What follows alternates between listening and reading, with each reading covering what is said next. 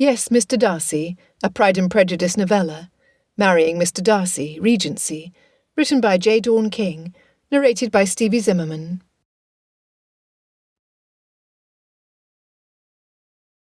Chapter 1. Elizabeth Bennet knew heartbreak when she heard it. She had listened to its mournful wails from her mother, each time a birth resulted in a daughter, rather than the needed son. The expected joy turning to hopelessness when the midwife announced the sex. Years after the last child was born, Elizabeth had sobbed when her father finally explained to his favourite daughter the circumstances of the entail on their home, which they would lose to a relative stranger if a son was not to be had. It was the first of many small cracks in Elizabeth's heart.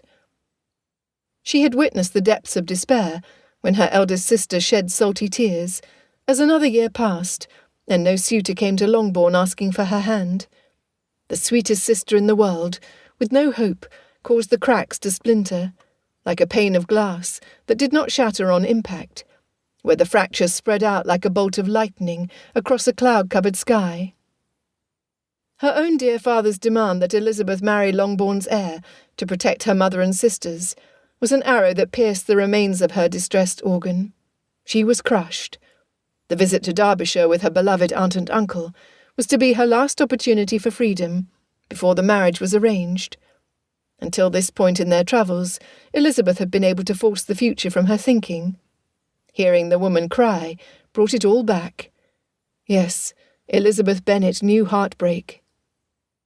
The lady standing in the churchyard was younger than Elizabeth had assumed. She was dressed finely in pastel colours. Elizabeth was surprised to find there was no black. The grief seemed fresh. Yet the headstone was weathered and elegantly carved, attesting to the passage of time since the loved one died. Was it a parent, a brother or sister, a mate? The Gardiners, accompanied by their niece, had arrived in Lambton the day prior. Madeline Gardiner had grown up in the small market town and had been pleased when her husband offered her the opportunity to visit old friends. Days of travel had left Elizabeth feeling restless, something she would mend with a walk through the village into the countryside. This was already the third trip from one end of the town to the other. Touring the small town took very little time. The cemetery was beside an old stone church, which looked to have been in place for centuries. It was solid, with climbing ivy surrounding each window opening, as if trying to spy on those who attended services, and account for those who did not. Black wrought iron gates, standing open, invited the curious and those suffering a loss. The young girl appeared to be the latter. Elizabeth was more than curious. She felt the young Mrs. Payne in her own heart. The girl appeared to be the same age as her youngest sister Lydia. How could she not offer assistance? She approached quietly, stopping only to gather some wildflowers growing by the gate. When she reached the girl's side, she extended the hand clasping the blossoms. It caught the attention of the mourner. Embarrassed at being found in tears, the young lady put her finely embroidered handkerchief to use. Then she reached for the posy. With not a word spoken, she knelt to place the flowers on the grave. Elizabeth looked at the carving. 1 year to the day. Mrs. Mildred Northam, born 2nd May, 1734, died 30th July, 1810, beloved nurse and companion. Would you mind telling me about Mrs. Northam? Was she a kindly woman? Did she enjoy children? Elizabeth whispered her questions. She was pleased when the girl turned her eyes towards her. They were brilliant blue, kind, troubled eyes. She was the wisest woman I have ever known. When my mother passed at my birth, Mrs. Northam cared for me as if I was her own. Though elderly, she was spry and inventive and imaginative, everything a little girl could possibly want in a friend. She had tended my brother before me, and my father as well, so naughty was family. The young girl sighed.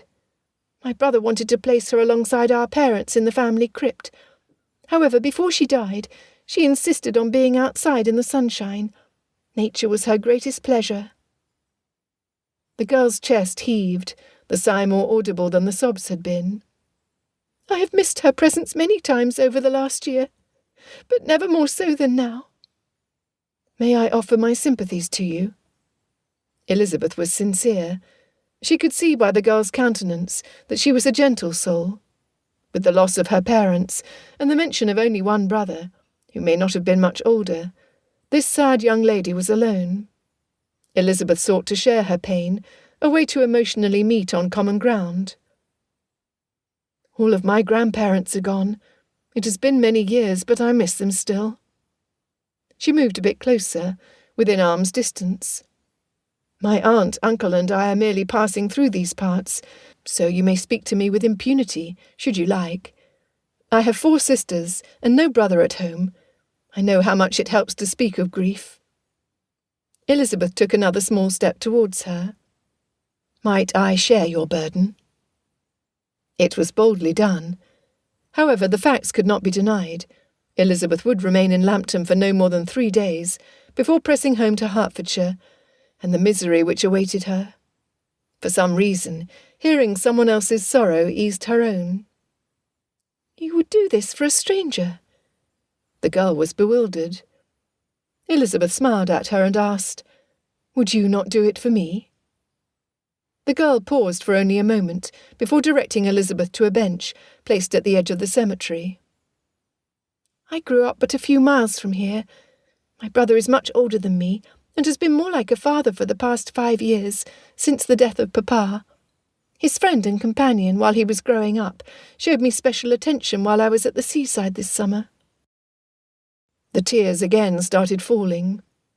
"I acted as a foolish child." Her breath shuddered in and out.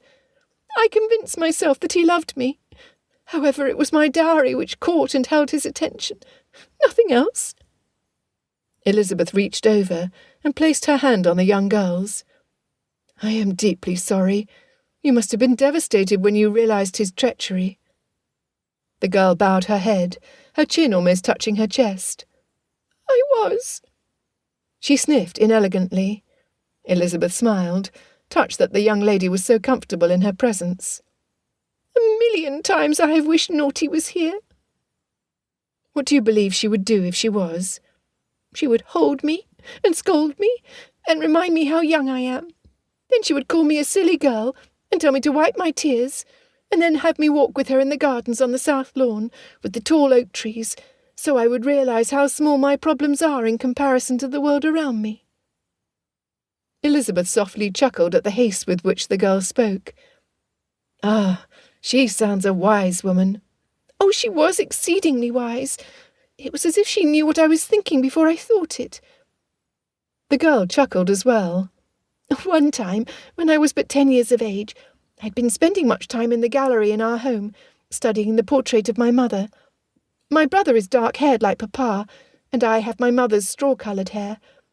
My father used to call me a miniature of her. However, it was not their faces that interested me. My mother's clothing and hair intrigued me. Before I could mention my interest, Naughty had brought down one of my mother's ball gowns, and dressed me up to be a small replica, tall powdered hair and all." The girl laughed. "I looked atrocious. There were not enough pins at Pemberley to make the dress do anything other than hang on me, and the powder kept getting into my nose and making me sneeze each time I moved my head. When I asked to have it removed, Naughty told me I had to wear it downstairs to dinner, just as my mother had done. Unfortunately, my brother was home from university and was witness to my foolishness." She sighed with the memory. "He did not laugh like I thought he would. Instead, he offered me his arm, as if I was a grown-up lady, and escorted me to the dining-room." She chuckled. Elizabeth smiled along with her, grateful the girl was sharing a treasured event from her youth. "It was my first time eating out of the nursery. However, each time I moved my head to take a bite of soup, white debris would drop into the bowl. Fitzwilliam and I both received a stern look from Papa, at the laughter neither of us could contain, and I was asked to return upstairs and dress appropriately. My brother helped me from my seat, as the dress was a challenge to walk in, bowed to me, and then escorted me upstairs. He called me my lady. A tray was brought up, and he ate with me, his beg form bent double trying to fit on one of the small chairs. Naughty laughed at us both. She never minded a bit of mischief from either of us, and she always understood why we wanted what we did. I comprehend your love of such an incredible woman." Elizabeth smiled at her. "She was special in every way." The girl's eyes looked to the skyline beyond the cemetery, lost to years past. "Then might I ask again, what instruction do you believe she would give you now?" "I do not know." The answer came fast. Elizabeth waited. "Oh, I do know." For the first time the girl looked directly at Elizabeth. "She would remind me that I am not yet 16, and have 2 years before I am ready to be out in society. Naughty would reason with me until I figured out whatever lessons I had learned from my decisions. She would then inquire, bluntly I might add, when I would get around to learning them." It had been the same with Elizabeth's father. He appreciated curiosity, but he thrived on improving Elizabeth's understanding of what made the world go round, what her place was on the earth, and how she could benefit herself and others by living there. "So I will ask you, since your dear Naughty is not here, what lesson did you learn?" The girl pondered, and Elizabeth could see she was giving the matter her full attention. "Before this summer, I did not fully appreciate my own value, my heritage. Our family is gentry, and I am the granddaughter of an earl. Had my brother not rescued me before it was too late, and had my actions become known, I would have been solely responsible for damaging my family name. Naughty taught me how to behave properly. I know the rules of society. Nevertheless, I allowed myself to believe that love justified breaking the rules. I was wrong." "Solely responsible? What about the young man?" "Yes, he was wrong in approaching me, trying to take advantage of my ignorance and innocence. Nonetheless, because of his position in society, the repercussion would have come back on me, not him." "I'm sure you are correct." Elizabeth again reached over and patted the back of her hand. "Since I am assuming it has not become known, what will you do the next time a young man professes his love? How will you act?" "I will not put my trust in my own emotions, as I know my heart is treacherous." She stiffened her spine and lifted her chin. "My brother and my cousin, who both serve as my guardians, are intelligent men. I will trust their judgment from now on." "Then Naughty is here, miss." Elizabeth glanced back to the grave. "The principle she instilled, and the closeness you felt is still within you. It will never leave you, as long as you remember her voice." Elizabeth asked, "Has your brother said as much to you?" "I cannot bear to look at him to see his disappointment," she whispered as her chin dropped again. "He inherited the weight of responsibly managing our estate and the care of me. I have caused him no end of pain because of what I have done." Tears dripped on the front of her dress. A deep voice spoke from behind them. "Never, dearest." Both Elizabeth and the young lady turned. Before them was a handsome man dressed in fine clothing. His chiselled face was without expression, though his eyes were filled with sorrow. "Fitzwilliam!" The girl stood and ran to his opened arms. "However did you find me?" He hugged her to him, whispering soft words of reassurance, and rested his cheek on the top of her bonnet. "Where else would you be, Georgie?" Elizabeth could not take her eyes away from them. So much pain for two people so alone. Remembering her own troubles, she was surprised at her longing to climb inside those strong arms and hear his promises of comfort. The young girl needed her no longer. Standing, she quietly left the graveyard, knowing she would never see them again.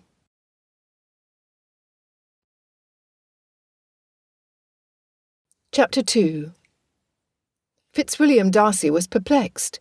Where could she have gone? He had diligently searched Lambton for the woman who had provided solace and imparted such keen insight to Georgiana, to no avail.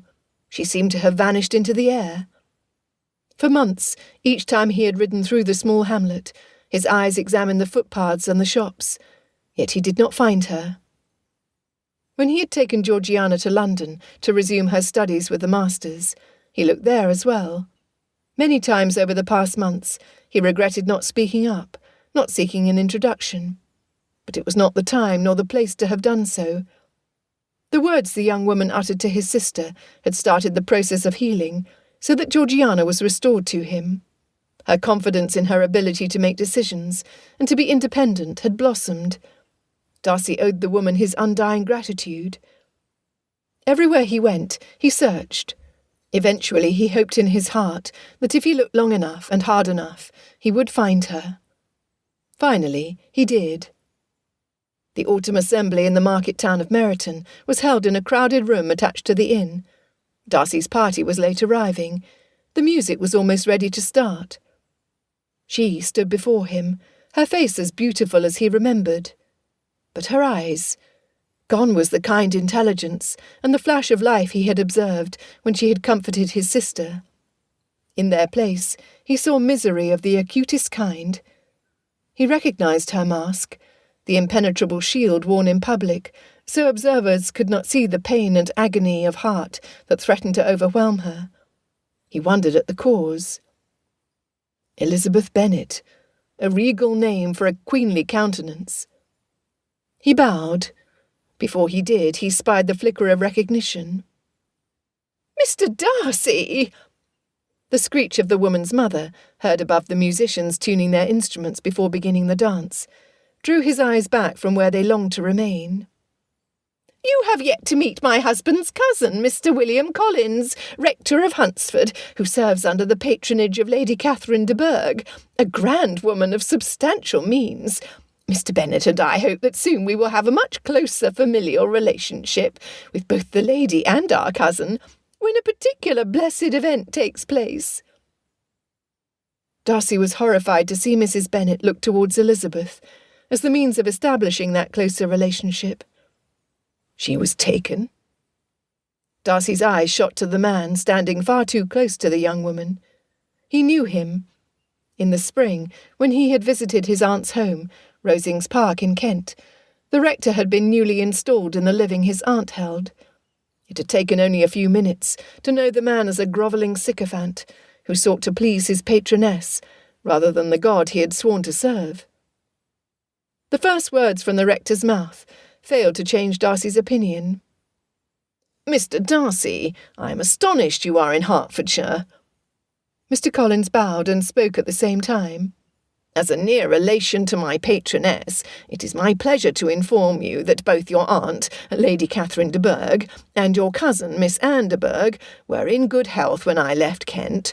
They often condescend to—" As the clergyman started to ramble on, in the manner he had done when he was last in his company, Darcy again caught the eye of the young woman. Mr. Collins was her pain. Were they engaged to marry? Was that the happy event her mother referred to? A sick feeling crept into his stomach at the thought. He did the only thing he could think of at the time. "Miss Elizabeth, if you were available, might I request the honour of the first set?" He saw it. Relief flashed across her face before she was able to pull it back to the stoic calm she had offered the room before. It was enough. "Yes, Mr. Darcy." She curtsied and accepted his arm as the musicians were preparing to start the next song. They walked to the front of the line. He heard the squawks of Caroline Bingley and Louisa Hurst, his host's sisters, as they noticed his position on the floor.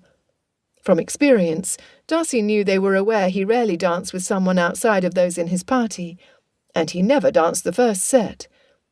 He looked down the line and caught his friend Charles Bingley's notice. Bingley danced with Elizabeth's older sister. Darcy was surprised the man was able to look away from the lovely woman across from him. He read the signs. Bingley was in love again.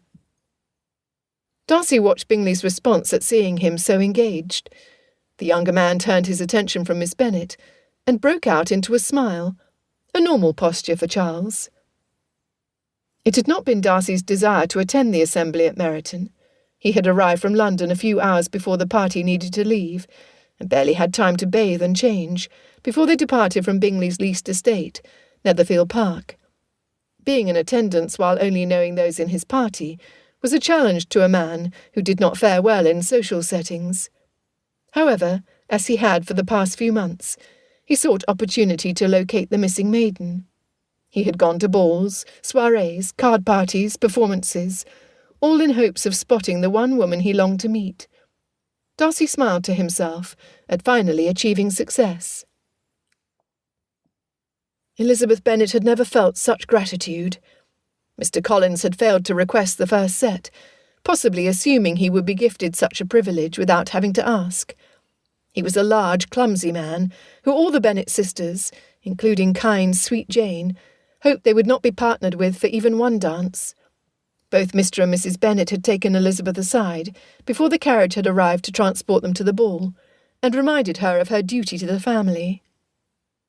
The frustration that had budded when they had first demanded of her that she marry a stranger had blossomed into anger at her father for not caring for the futures of his 5 daughters. Instead, he had crawled into his bookroom and stayed there. He provided no instruction to his offspring, no restraint over the financial demands of his wife, and no alternative to the eventual loss of their home. The injustice of sacrificing her hopes and dreams to benefit a mother who cared for her own future at the expense of her second, least favourite daughter, chafed at her. From the minute the express had been delivered to her at Lambton, demanding her immediate return to Longbourn for the purpose of meeting the heir, she had been distraught. Yes, during those months she had thought often of the young girl and her brother, wishing again for those strong arms that had so carefully held his sister to give her comfort from her present dilemma. Now that he stood across from her, she knew it was too late. Just prior to leaving her home for the assembly, Mr. Collins had requested to speak with her privately after they broke their fast the next morning. He would propose marriage, and her fate would be sealed.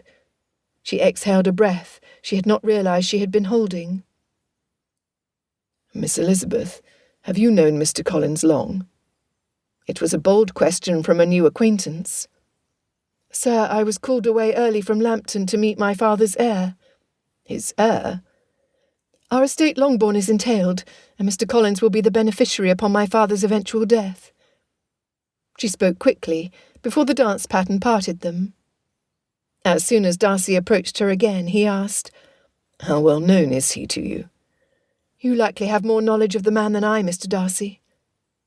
Elizabeth debated with herself before providing additional information. Sharing personal details with someone of recent introduction broke a fundamental rule of propriety. Nevertheless, Darcy had witnessed his sister exposing sensitive events in her life to Elizabeth, so she felt comfortable doing the same with him.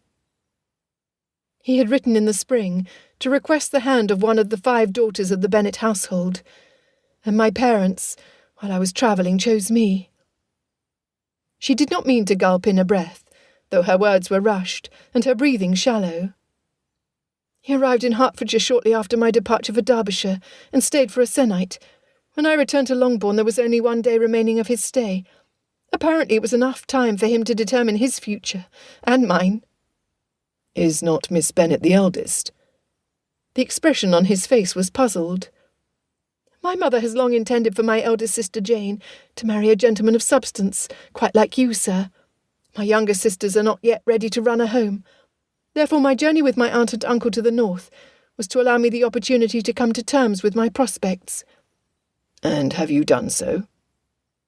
She looked into his eyes, surprised at the seriousness she found there. He was not taking this conversation lightly. Elizabeth closed her eyes for a brief moment. Decorum demanded they speak of the weather or the roads. However, she could not begin to broach such mundane subjects with this man. "I have not." Darcy pondered her answer. She could not be a mercenary woman, or she would have welcomed an arranged marriage of convenience. This certainly set her out as outstandingly different from the women of his acquaintance. He did not fool himself into believing the women of the temps and beyond had sought him for anything other than his wealth and respected name.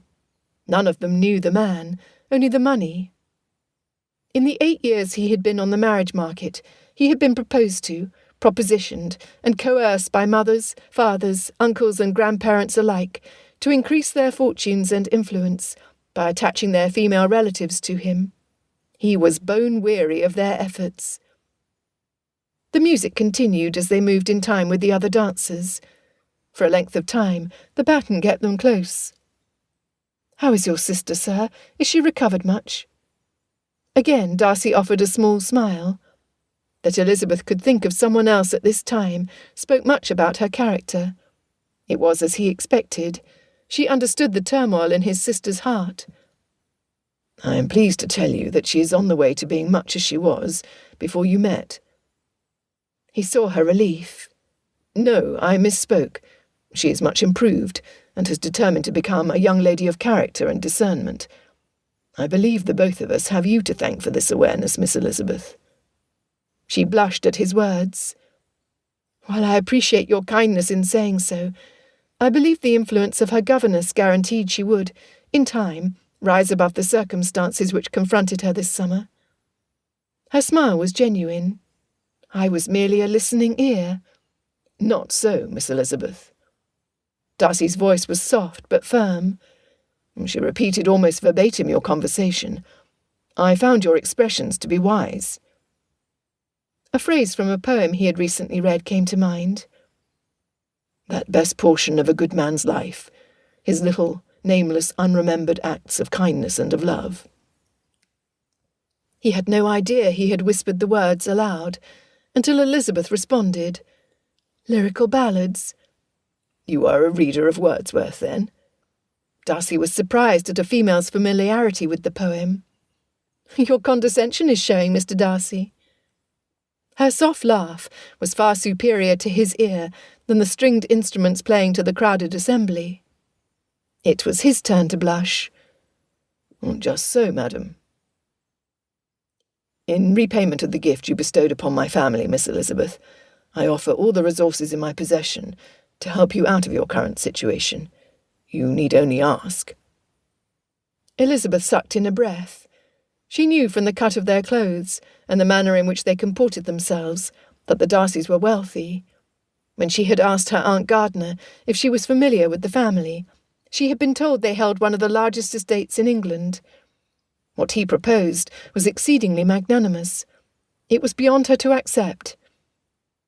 "Upon my word, Mr. Darcy, what a generous offer to be made to a stranger, though I cannot imagine what you might be able to do."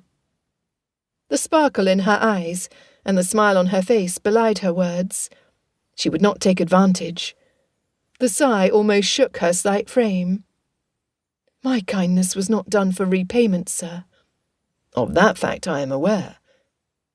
Yet this woman was unlike any he had ever met. He thought of how Miss Caroline Bingley would have responded to his offer. Charles's unmarried sister had pursued him with ferocity in an effort to become the next mistress of his home, Pemberley. He continued to stare at Elizabeth as they moved slowly through the dance. She was not Caroline Bingley, and he was grateful. "Will you accept him, then?" Darcy almost could not breathe. His trepidation threatened to overwhelm him. "I know what is expected of me, sir." Her look was fierce, though it rapidly changed to sadness. "I have not yet reached my majority, so have little opportunity of going against the wishes of my parents.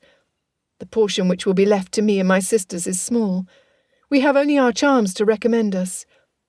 Until Mr. Collins, even that has not been enough to induce an offer which would have been more palatable." Darcy deeply appreciated her frankness. He would return the favour. "Do you walk out in the mornings, Miss Elizabeth?" He hoped her stroll at Lambton was not an anomaly. "Yes, Mr. Darcy." Thinking quickly, she made a decision. "There is a stile halfway between Longbourn and Netherfield Park. I shall proceed in its direction at first light." The set had ended. He took her hand and bowed over it, whispering so only she could hear. "I will be there."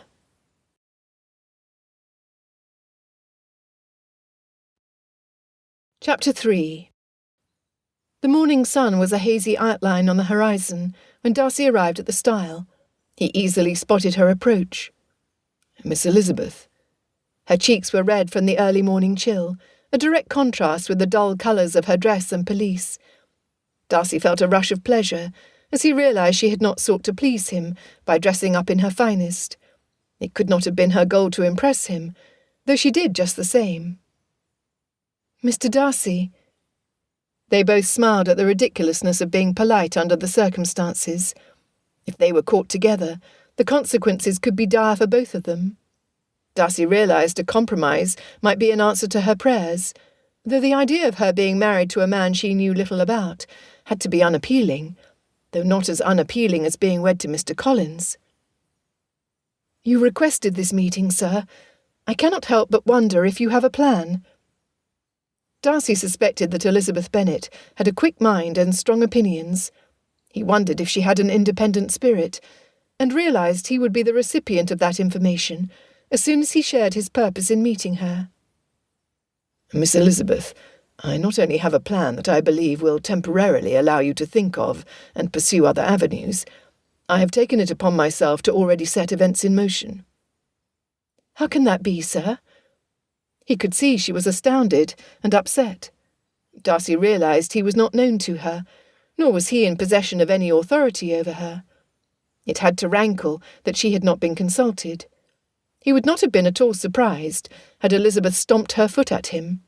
He would have done so, and so would Georgiana. It was as he expected, fiercely independent. No wonder she balked so at being tied to a toad. Darcy raised his palms in peace. "It needed to be so, Miss Elizabeth, to avoid having you placed in a position where you would have to respond to an offer from your father's cousin." He was dressed entirely in black, a sombre colour which reflected, Elizabeth assumed, his normal countenance in company. Though she had witnessed small moments of amusement the night before, she inherently knew they were rare. He seemed an intelligent man, and she hoped his superior knowledge of the ways of the world outside Hertfordshire might provide her relief. Elizabeth turned from him and walked rapidly in a small circle, chewing on her thumbnail as she went. Was he planning to kidnap Mr. Collins and have him transported to Australia? Was he going to kidnap her so she could not return to Longbourn and face the rector? Was he proposing to run off with her to Gretna Green? She shook her head at her far-fetched ideas. Mr. Darcy may think he was in her debt, but in fact he was not. Inhaling deeply, she stopped her furious movement and stood directly in front of him. Exhaling, she finally replied, "Mr. Darcy, I am ready to hear your plan." "First, you must know that my aunt, Lady Catherine de Bourgh, has long held that I have had a peculiar engagement with her daughter Anne." He held his hand up when Elizabeth started to speak. "I do not, Miss Elizabeth. It is a fabrication of her vivid imagination, which she stubbornly clings to. I will not marry my cousin, nor does she have any desire to marry me." Now it was his turn to move restlessly about the paddock. "When this idea was first presented to me by Lady Catherine, after the loss of my father, I refused to acquiesce, quite firmly." He breathed in and out quickly in his frustration, removing his hat and twisting the brim in his large hands. "To no avail. In the years since my father's death, Lady Catherine has chosen to repeat her desires, to the extent that she now fully believes them to be not only her will, but that of my deceased mother as well." Finally, he stepped back in front of Elizabeth. "My point of telling you this, Miss Elizabeth, is that in my frustration at her continually bringing the matter to my attention, I refused to answer her for the past 3 years." Darcy started tapping his hat against his thigh. "When she spoke of it, or demanded that I take the action of making an offer to Anne, I pretended to ignore her." He scoffed at himself. "Oh, I know how mature that makes me sound. However, it was my way of retaining control of my temper. She is my aunt, after all." "I do comprehend the difficulties of family members who put their own concerns ahead of yours, sir." "Lady Catherine relishes power and control. Her desire to have me for a son-in-law is for the sole purpose of combining her estate with mine, therefore becoming the largest private landowner in England. It is for that purpose only that she seeks to marry her daughter to me." Darcy huffed out a breath, the vapour projecting into the air and disappearing into the mist. "Her love for control is not solely for this issue. She demands and receives absolute obedience from her rector. She expects him to serve her and be available at her whim. With that in mind, I wrote a letter to Lady Catherine last night when I returned to Netherfield Park, and had it sent by express already this morning, saying I would not be marrying Anne, and that I have found a young woman of interest. It will be in her hands by this evening." Elizabeth put her hand to her chest. "A young woman of interest?" "Yes, Miss Elizabeth." Darcy looked directly into her eyes. "Oh, Mr. Darcy, from what you have told me, and what I have gleaned from Mr. Collins, Lady Catherine will be livid." "That she will, Miss Elizabeth." Darcy shuddered at the thought. He did not fear his aunt, but he knew first-hand how the woman's anger had far-reaching effects, like an ocean wave pounding against a rocky shore, dislodging heavy boulders, until it changed a distant coastline. He continued, "This morning I will not return to Netherfield Park, but will present myself to Mr. Collins at your home. Once I explain what I have done, I will beg for his immediate return to Kent, to be of comfort to my aunt. I cannot see how the man would allow any other concern to take precedence over his need to attend Lady Catherine." Darcy looked into her lovely eyes and saw hope. "Thus, if you time your return until after I have spent a few minutes with Mr. Collins, I do believe you will be free of his attentions, until we can come up with an alternative plan." "But what of your aunt, sir? If she thinks you have an interest in a young woman, not her daughter, will she not attempt to find her for the purpose of causing dissension?" He heard her concern. "Yes, it is exactly how I expect events to take place. But do not be anxious." Darcy tried to reassure her. "I am my own master." "Sir, she will come to Hertfordshire, will she not?" "I imagine so." "And she will find you have formed no attachment to a lady." As soon as she said it, she put her hand to her mouth. "Sir, I offer my apologies. In my concern for my own problems, I wrongly assumed you were speaking of me. I failed to give credence to the possibility of you courting Miss Bingley. If Miss Bingley becomes aware of our meeting this morning, or the extent you are going to provide assistance to me, it could cause difficulty. I am truly sorry." He was shocked. She thought he was courting Caroline Bingley. He shuddered again, shaking his head as he did so. "Never." "No, Miss Elizabeth, I am not attached to Miss Bingley." He was quick to reassure her, and realised it reassured himself as well. "Never." He exhaled quickly, getting back on point. "It is my opinion that Lady Catherine will direct Mr. Collins to focus his attentions elsewhere, rather than on the Bennet family, if she sees that I am taken with you." "But you are not taken with me, sir." Elizabeth's breathing quickened, and a blush appeared on her cheeks. "Am I not?" He could not keep from smiling. Elizabeth's heart thundered at the thought that he might actually be attracted to her. He was all that a young man should be. His kindness drew her to him, and gave her hope of future felicity. He was compassionate towards his sister, and honourable towards her. The last thought gave her pause.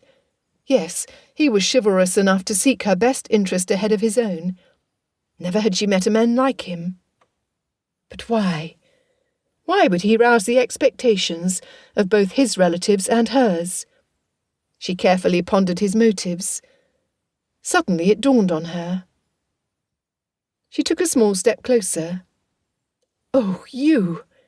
She could see what he was up to. "You are a calculating man, Mr. Darcy.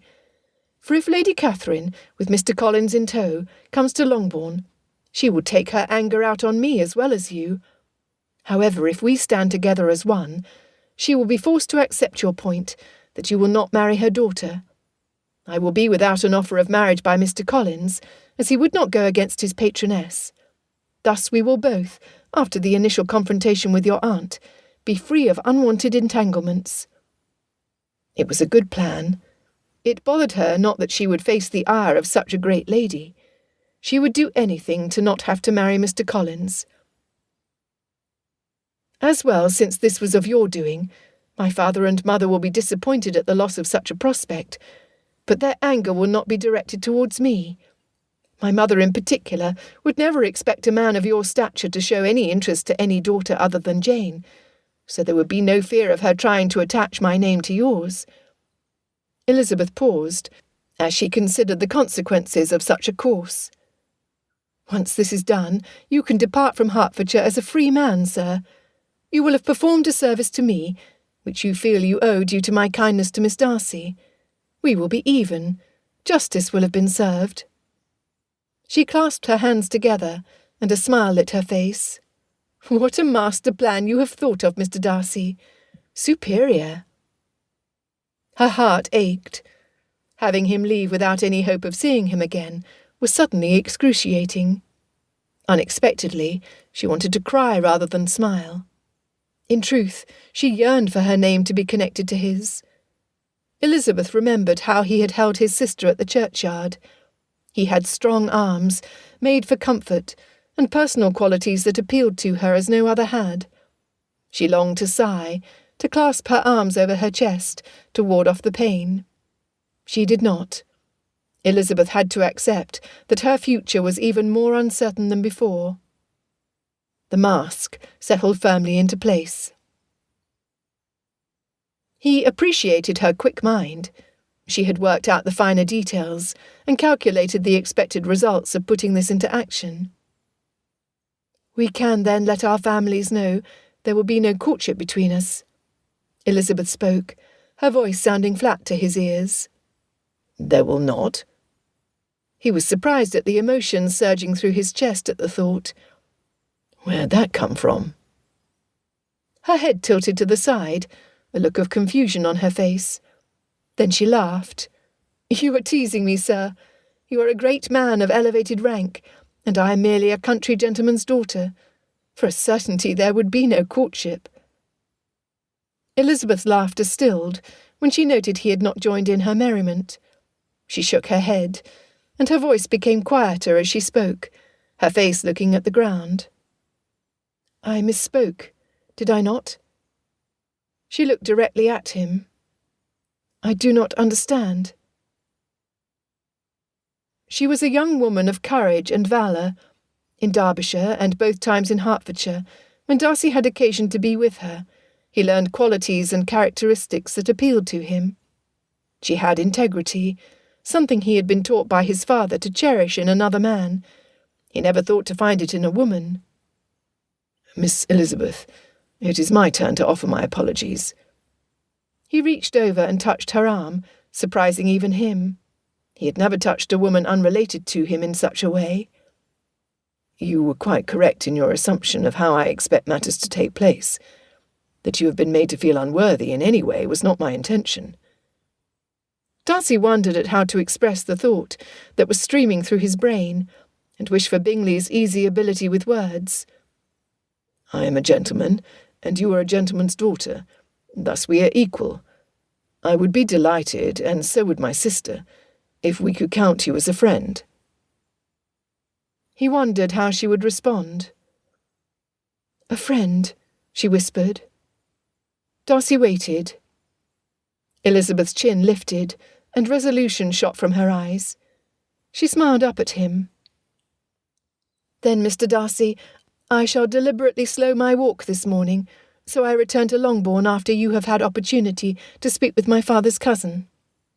She stepped towards him and curtsied. "Safe travels, Mr. Darcy. I shall see you at my home."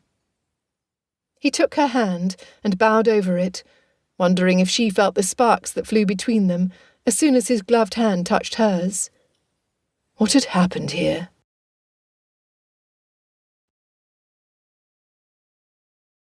Chapter 4. "Mr. Darcy to see you, sir." William Collins had taken a large portion of the sliced ham and shoved it in his mouth, immediately prior to Darcy being announced. The presence of the wad of food caused him such incertitude that in the end he did nothing. He did not chew, nor did he swallow. The rector sat with his mouth open. To an onlooker it was an unpleasant sight. Mr. Hill rolled his eyes and grabbed a chamber pot from the cupboard kept in the dining room for the men to use when the ladies were dismissed after a meal. The servant wiped the dust from the rim and presented it to the clergyman. "Stand away." Once he had been relieved of the mass of meat, Mr. Collins yelled his command at the man who had come to his aid. "What are you about? Do you not know that the nephew of my patroness is awaiting me?" He stood so rapidly the chair threatened to tip backwards, but was saved by the steady hands of the butler. "Do you not understand, man? For such a great man to seek me out so early in the day, there must be a matter of some urgency that begs for my humble expertise." Mr. Collins smacked his lips together and stood taller at the thought of Mr. Darcy being reliant on his good counsel. Mr. Hill did indeed step aside and watched the rector march purposefully into the drawing-room. He shook his head and went about his duties. "Mr. Darcy, you have come seeking advice, spiritual wisdom?" Mr. Collins started bowing to the taller man as soon as he entered the room. It was an odd sort of movement, this stepping forward and bowing, reminiscent of a hen bobbing its head up and down as it scratched and pecked at the ground for food. Darcy waited until Mr. Collins stood in front of him. The nerve of the man, seeking advice or counsel from a fool. Never. "Be seated, Mr. Collins. I have a matter concerning my aunt, which I believe requires your immediate attention." He sat. "Mr. Darcy, you should know I would do anything within my power to aid my patroness. I feel the pain of my neglect of being in her presence most acutely. Anything you say is my first priority." Mr. Collins attempted to bow again, his movements ungainly in his seated position. "By this evening, Lady Catherine will receive a letter by express, stating my intention to pursue a courtship with a lady other than my cousin, Anne de Bourgh." "But, sir—" "It has solely been Lady Catherine who planned a marriage between Anne and myself. I am my own master, and Anne has never wanted to remove herself from Rosings to my home in Derbyshire." "But, sir—" He raised his right hand and sat forward on the chair. "Though I understand you were in Hertfordshire to pursue your own happiness, by establishing an engagement with one of your cousin's daughters, I am convinced that under these circumstances, Lady Catherine would not condone you putting your own desires ahead of her needs. Do you not agree?" "Certainly, sir, but—" Mr. Collins put both hands on the arms of his chair, as if to launch himself from it at the first opportunity. "Furthermore, since you are the person who would be last in my company, I feel my aunt will interrogate you for details of my decision. Thus I ask that you pay particular attention, as I do not want to repeat myself." Darcy continued with the information he had prepared on the short ride after seeing Elizabeth. It had been his intention to convince Mr. Collins that Elizabeth would not be a good wife for a minister who was under the thumb of his aunt, thus motivating him to refuse to offer for her. However, he could not speak of her in such a way. "Both my sister and I have been acquainted with the young woman for several months. We met in Derbyshire. She is my equal." He paused, thinking of the qualities he admired in Elizabeth. "In all my years I have never met such an accomplished woman. She is kind, loyal, intelligent, approachable, and empathetic. Her beauty is unparalleled, and above all women in the kingdom, she is gracious." Darcy paused to allow Mr. Collins the opportunity to remember all he said. He waited until the man finished mouthing the words Darcy had just spoken. Finally, the rector spoke. "You will not marry Miss de Bourgh?" "I will not." "You are set on disappointing my patroness?" "I am." Mr. Collins shook his head in disbelief. "You will marry this woman, then?" It was an impertinent question that Darcy excused due to the stress of the situation. He could see the gathered perspiration across the man's forehead start to run down the bridge of his nose like rivulets of rain on a window. Darcy well knew the challenge of trying to change Lady Catherine's mind, and envied the clergyman not one bit. "If I can convince her I am worthy, Mr. Collins." Darcy felt the truth of the statement in his heart. As the months had passed, and he witnessed his sister's metamorphosis from a damaged heart to a contented one, His thoughts had regularly drifted to the conversation at the churchyard. Little in his world was kind. He longed to have Elizabeth's companionship, and see her smile for the rest of his life. He would speak no more of Elizabeth to the rector, but his thoughts justified all he said about her. In the 2 years left, until Georgiana's come out for the London season, he needed a woman by his side who would provide tender care and good principles. He wanted Elizabeth. Sir, Mr. Darcy, I cannot keep myself from offering the opinion that there is no woman who more qualifies as the jewel of England than Miss Anne de Bourgh. She has all the accomplishments of a woman of elevated rank. Whomever you have chosen must have used her arts and allurements for you to set such a woman as your cousin aside. I beg you rethink your decision, for I cannot see Lady Catherine de Bourgh finding agreement with your purpose. I am decided. Darcy was ready to end the conversation and get the parson on the road to his aunt's home at Rosings Park. He turned away from Mr. Collins and walked to the window that looked out over the front of the house. My carriage has arrived, and will take you to the North Road, where you can catch the post-coach for Kent. My driver will wait until you're on your way, and will provide the fare so there is no inconvenience to you. Mr. Collins was confounded. Never had Lady Catherine been as conscious of his personal care. Nevertheless, the rector was unconcerned that Mr. Darcy might be hurt in the process of fulfilling his new mission. He knew in his heart that the superior wisdom of Lady Catherine would prevail. Thus he vowed to keep any reservations to himself. Mr. Darcy. Mr. Collins started the bowing movement he had used when he entered the room. You are truly a man among men, sir. I will gather my belongings and remove myself from Hertfordshire immediately. Going to the doorway, Mr. Collins summoned Mr. Hill, with demands for speed in packing his trunk. Unbeknownst to the rector, Mr. Darcy had made the same request, though much more calmly done, when he had first arrived at Longbourn. Thus it was only the time it took for Mr. Collins to walk out the door and enter the carriage before he was on his way. Darcy waited in the open doorway, wondering when Elizabeth would arrive from her walk. He heard footsteps approaching him from behind. He turned and found Mr. Bennet trying to look around him to see what the disturbance was. Pardon me, Mr. Darcy, but I do believe your carriage has departed without you. Darcy knew men such as Mr. Bennet. They found much delight in finding humour at the foibles of others. It provided them an elevated view of their own intelligence. Before Darcy could satisfy Mr. Bennet's curiosity, Elizabeth attempted to walk into the house. The men were still standing in the doorway. "Mr. Darcy? Papa?" Elizabeth curtsied to both gentlemen. Darcy had observed her standing at the front corner of the house when Mr. Collins had walked out. He appreciated her wisdom in waiting until the rector was gone. Both gentlemen stepped back to allow Elizabeth to enter.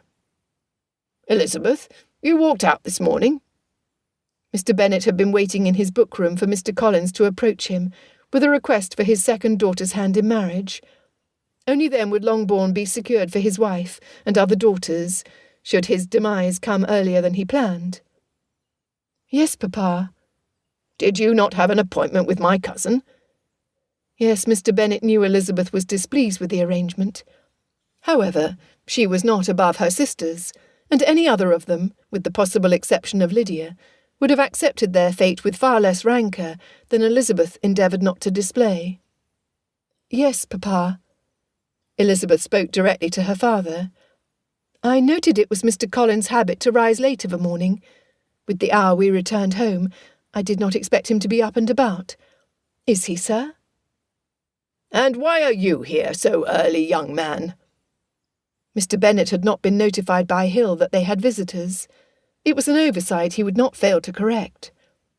"Mr. Bennet, I apologise for not seeking you out upon my arrival. It was imperative I come to Longbourn before visiting hours to share some information with Mr. Collins that required his immediate return to my aunt, Lady Catherine de Bourgh. If the matter had not been of a volatile nature, which will cause her tremendous consternation, I would not have done so." "But, sir—" Mr. Bennet was at first furious that his plans had been thwarted, and then pragmatic. Mr. Collins had made his selection from the Bennet daughters, and Mr. Bennet had agreed that keeping Elizabeth in his home was preferable to having any other of his daughters in his old age. It was his intention to have Mr. and Mrs. Collins live at Longbourn after their marriage, so that little would change of his daily routine. He expected Elizabeth to keep her husband out of the book-room. Since he had shared his hopes with his cousin, he was confident Mr. Collins would be back, so confident that he could tolerate a short delay of the betrothal. "Oh, very well, Mr. Darcy." Mr. Bennet turned away from the couple and left them in the entrance hall. Elizabeth was curious to how events had taken place. She stood her ground when Darcy stepped closer. Keeping his voice soft, he related in detail his conversation with the rector.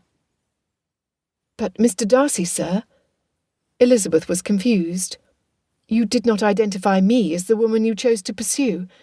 I understood this was your intention." "You are correct, Miss Elizabeth." Darcy looked into her sparkling eyes as his own softened. "Nevertheless, I could not direct my aunt's ire towards you and your household. It would hardly be fair repayment to have done so. Therefore I reconsidered my words on my ride to Longbourn after I left you." Elizabeth pondered the expressions he had used in his description of her. They were lovely words that any intelligent woman with a heart would desire to hear. Her voice quieted to a whisper. "Did you mean them, sir?" It was exceedingly bold for her to ask, yet their conversation the night before and earlier that morning allowed them each the freedom to speak what was in their hearts. Darcy noted a curl which had been disturbed when she had removed her bonnet upon entering her home. It bounced next to her head each time she moved. His hand itched to carefully put it back in place. Her face had a healthy glow, her eyes were crystal clear, and her cheeks and mouth were reddened from the cool morning air. She was all that was lovely. "Yes, Miss Elizabeth, I did." "Oh." It was spoken silently, only her mouth forming the words, her eyes widening as she did so. "Miss Elizabeth, That was as far as he got. Mrs. Bennet came heedlessly down the stairs, moving rapidly upon them with a screech. The lady was enraged. She marched to the hallway and roughly grabbed her daughter's arm. "I should have known you would run him off. You have no appreciation for my nerves and for the future of your family." She pulled at Elizabeth, only to find Mr. Darcy had attached himself to her other arm, holding her in place. "Get upstairs, Lizzie. I will deal with you as you deserve, as soon as I see Mr. Darcy out. Now go." Elizabeth could not recall ever seeing her mother as livid as she was.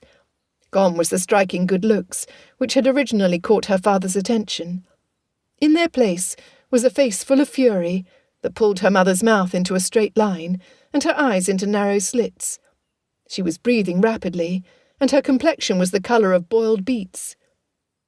Looking up to Mr. Darcy, Elizabeth calmly asked, "Sir, we shall speak of this at another time?" "Pray do not ask me not to offer my protection." Darcy gritted his teeth, and she could see frustration in the tenseness of his jaw. "It is my duty and honour to see you are well." She shook her head. "I will be well, Mr. Darcy." "You are placing me in a difficult position, Miss Elizabeth, one I find untenable." "I will be well." Elizabeth knew she left him no recourse, and was sad that it had to be so. With resignation, she watched him bow, call for his horse, and walk out the door. She looked down to where Mrs. Bennet continued to fiercely hold on. Then she looked her mother directly in the eyes. Her mother unwrapped her fingers. Straightening her spine, Elizabeth started to walk to the stairwell, when the front door was thrust back open until the heavy wood portal banged against the interior wall. Turning, she saw Mr. Darcy standing erect and threatening in the doorway. Apparently, he had changed his mind.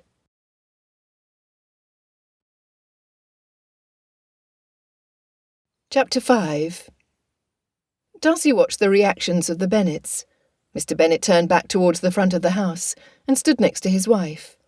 Mrs. Bennet spoke not a word, her eyes darting back and forth between both men. Elizabeth walked to his side.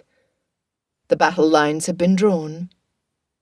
"You will not blame Miss Elizabeth for my actions of this morning." Darcy's tone was firm. He had been angered beyond words when Mrs. Bennet had clutched Elizabeth's arm in a manner which would leave bruises on her tender flesh.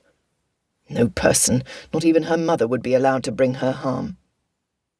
It was at my instigation that Mr. Collins has left for Kent, and was a matter which solely concerned him and my aunt. Your daughter was outside the house when I arrived, and did not return until after the rector's departure. She bears no guilt." Mrs. Bennet started to defend her actions of aggression towards her daughter. Darcy held up his palm and turned his head away from her. She received the message. Mr. Darcy would not listen to whatever she intended to say. She closed her lips, irritated that Darcy was having his way in her own home. "Young man, this is my estate, and that is my daughter." The expression on his face indicated Mr. Bennet's displeasure. "You had no right to interfere." "Mr. Bennet, I am aware I trespassed on your home. However, circumstances demanded immediate action on my part. I have no regrets." Darcy was comfortable in his position of master of his estates, and well knew the rights and privileges of being the head of the household. He did not hold Mr. Bennet's statement against him. Nevertheless, the matter of Elizabeth being roughly handled needed addressing. "Might I inquire, sir, as to why you are allowing your wife to reproach and ill-treat your daughter for something she is not responsible for? Should it not have been my arm Mrs. Bennet grabbed, my person exiled to Netherfield Park, and myself who was threatened with consequences, rather than Miss Elizabeth?" Darcy could feel his emotions roiling, threatening to boil up and choke him with their power. He breathed deeply to calm himself. Mr. Bennet looked closely at the young man in front of him and his possessive stance with his daughter. He suddenly saw the ridiculousness of the situation. They were two roosters who were poised to fight over nothing. Mr. Darcy was correct. He now realised that one situation, the conversation between Darcy and Mr. Collins, had nothing to do with the aborted proposal between the rector and Elizabeth. He dropped his shoulders and exhaled loudly in defeat. Securing Longbourn's future would have to take place another day. "Mrs. Bennet." Her husband gave her his full attention. "It seems we are thwarted in our designs this morning, and will need to wait until my cousin's return before our daughter is engaged to be his wife." When his wife started to speak, he did as Darcy had just done, raised his palm for silence. "Might I remind you, dear, that Mr. Darcy is a friend and guest of our new neighbour, Mr. Bingley, with whom I understand you hope to attach our eldest. Mightn't this be a fine opportunity to invite the Netherfield party as guests to dinner one evening this week?" "Mr. Bennet, how you vex my nerves!" Elizabeth's mother dug for the handkerchief hidden up her sleeve. "Both Mr. Darcy and Mr. Bingley at my table. I will make sure Jane is at her best." "Mr. Darcy, should you need to see me, Lizzie knows how to find me. I will, as usual, be ensconced in my lair." Mr. Bennet steered his wife away from the couple and walked back down the hallway. When he got to his study's doorway, he looked back at Darcy and Elizabeth, easily reading their interest in each other, a small smile on his face. Possibly he would not have to have the rector as his son-in-law after all. If Mr. Darcy would secure his family's future, then his cousin would not need to return from Kent. Now he had to figure out how to keep Lizzie without him. Darcy felt like he had been through a whirlwind where he completely lost control. The rapid change in Mr. Bennet's countenance puzzled him exceedingly. "Elizabeth, might we speak?" As his anger receded, he was unaware of his familiar use of her Christian name. He noted her reaction, her small smile of pleasure. He would not confess to her until years in the future, if even then, that he had silently said her name over and over throughout the night, as a chant that brought him peace. The couple walked into the drawing-room, leaving the door wide open. Darcy hoped it would be hours before any of Elizabeth's sisters would travel beyond their bedchambers. Unless her parents showed themselves again, they would be undisturbed. "Sir, where do you want to begin?" Elizabeth seated herself on one of the chairs close to the fireplace. Darcy sat across from her, though he shifted the chair forward so their conversation would be theirs alone. It was a cosy atmosphere, the snap and crackle of the burning wood, a homely sort of sound. Your father, Miss Elizabeth, I cannot help but wonder what he is about. He has to know the woman you are, to know you are vibrant and alive, witty and kind. How could a man who loves you not realise what a miserable sort of marriage you would have with a fool such as Mr. Collins? Is your father in ill health? Is there a reason he is now afraid for the future of his family? I have spent many hours contemplating these very questions. Elizabeth's sigh echoed from one end of the room to the other. Mr. Darcy, I inquired of my father why he suddenly made my marriage a priority. His answer was very much a surprise to me. Elizabeth repeated the conversation carefully.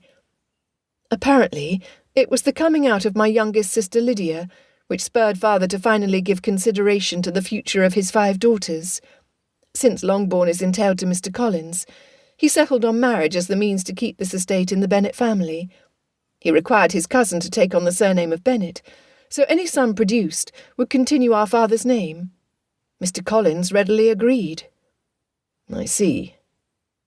Darcy put his fingers up to his chin as he gave thought to her comments.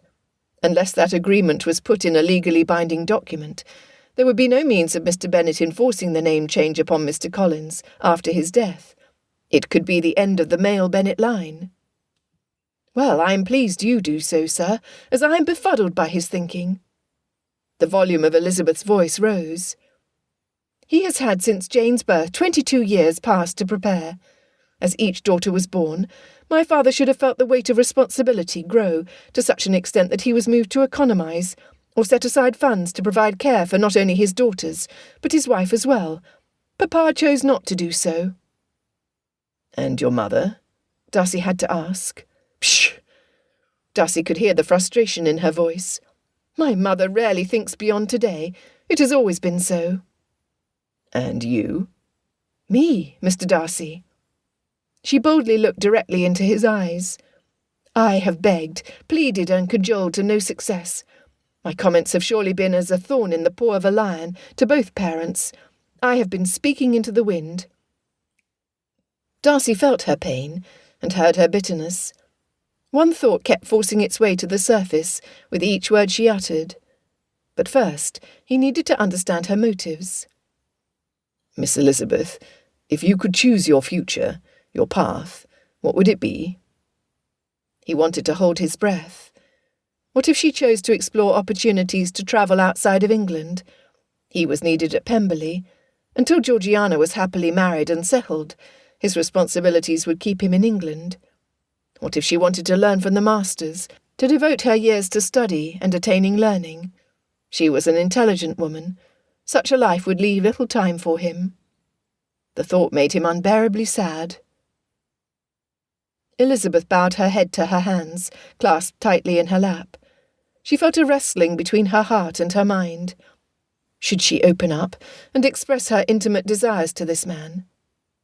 A small wedge of concern that reminded her that she did not know him well moved into position and threatened to drive her to restrain her tongue. Sighing deeply, she again looked at him, knowing from her innermost emotions how she needed to answer the gentleman seated before her. He had earned her complete honesty by his actions to thwart Mr. Collins' proposal that very morning. It was the least she could do. "Sir, my desires are not grand, though I believe they are noble," she began. "Yes, the same circumstances which now weigh heavily on my father have long plagued me.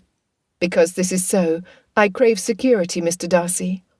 I desire the companionship of a man who feels that respect and admiration between marriage partners is the most important aspect of a marriage. I yearn for a man who wants to protect me as much as I want to cherish and care for him, a man of integrity and honour. I hunger for a match with someone who would put the needs and happiness of our children ahead of his own life, as I would as well." Elizabeth leaned forward to better capture his attention. She was pleased when he did not look away, not even blinking. "Am I asking too much, Mr. Darcy? Being the daughter of a poor country gentleman, are my standards too high? Is such a man outside my reach?" "Certainly not." Her words resonated in the deepest recesses of his lonely heart. Since the death of his father, he had not met one woman who had not hungered for his wealth and position in society, until Elizabeth. All the months he had searched for the young woman at the churchyard, he had worried that he had built her up to be an unattainable character, that when he at last found her, she would disappoint in the most fundamental qualities he desired in a wife. Instead, the reality was all he could have hoped for, was more than he had hoped for. Darcy stood and settled on one knee before her, carefully lifting her hands and cradling them in his own. That one thought surfaced and remained. He had to declare himself to the woman before him. "Miss Elizabeth, I thank you from the bottom of my soul that you did not hold back from telling me what is in your heart." Darcy's deep baritone softened to a whisper, his eyes revealing his feelings more than any words that could be expressed. "My mother and father had a good marriage, and I was raised in a happy home. Pemberley was a refuge where I grew up safe in the knowledge that I was loved." He felt Elizabeth squeeze his hands. "When we lost my mother, my father lost his way." Pain resonated in his voice. "When my father died, I understood why he reacted as he did. I was bereft." He felt the tightness of her hands grasping his. A tear started from the corner of her eye and moved slowly down her cheek. He longed to move his thumb across the surface, to capture that drop of moisture, removing any sadness from the woman in front of him. With surprise, he realized that she was feeling his agony in her own heart, and he was feeling a responding depth of emotion. My pain in her heart, and her pain in mine. The single thought hit him as a lightning bolt from the sky. Could it be so? Elizabeth, I search for you, in every town, at every gathering. I longed to find you, for I knew in my own heart that you, and only you, could help me mend the broken pieces of my soul, so I can be whole again. He heard the soft intake of breath. I loved the thought of you, Elizabeth. I love the thought of you with my whole being. Mr. Darcy. Without sound, his name slowly came from Elizabeth's mouth. Can a heart ache when it is full of joy? Darcy watched as another tear followed the same trail down the side of her lovely face. Yes, Mr. Darcy. He watched warmth fill her eyes until a fire started to burn in them. Do you feel my heart, Elizabeth? Darcy put her hands to his chest. Do you feel it beat for you? Elizabeth swallowed. With clarity, he revealed himself to her. I do. Her hand began to softly pat his coat to the rhythm in his chest. How can this be, Mr. Darcy? We are so newly acquainted. They were valid questions. Your actions of this morning speak volumes as to your character, yet I do not know you. I moved too fast. Disappointment filled him. She was right. He was allowing the emotions of the moment to speak for him in a way he had never experienced. Had it been love at first sight? It felt real, solid. While I know you are a good man who deserves to be highly valued, you have overwhelmed me, Mr. Darcy. She smiled sweetly at the dismay on his face. Darcy rocked back on his heels, letting go of her hands. She was not rejecting him, and for that he was truly grateful. However, her words were like cold water poured over him on a hot day. Had it been a man approaching his sister with such a rush to the altar, he would have castigated him soundly. Elizabeth deserved no less. I find myself in unfamiliar territory, Miss Elizabeth. It was Darcy's turn to sigh as he stood. She did as well. My friend, Mr. Bingley, has the reputation of falling in and out of love quickly. As for myself, I can honestly state that I am, for the first time, understanding what moves him to such tender feelings. He chuckled to himself. My friends and family would be beyond surprised at me, and I admit to being surprised at myself. Then perhaps you might accept the invitation to dinner, my father was quick to suggest. It will give us opportunity to test these feelings. To see if they are real, lasting. Though Darcy had no need of more time, he saw that Elizabeth was not as sure that he was the match for her. Yes, Mr. Darcy. Elizabeth tilted her head, raised her brow, and smiled. He saw the mischief, and squared his shoulders, preparing himself for her volley, unknowingly smiling in return. I feel it is only fair for you to see me at my most frazzled. Yes, dinner at Longbourn should do. He wanted to gather her into his arms and promise her the world. However, it was not the world she wanted, only his presence at dinner. That he could and would do.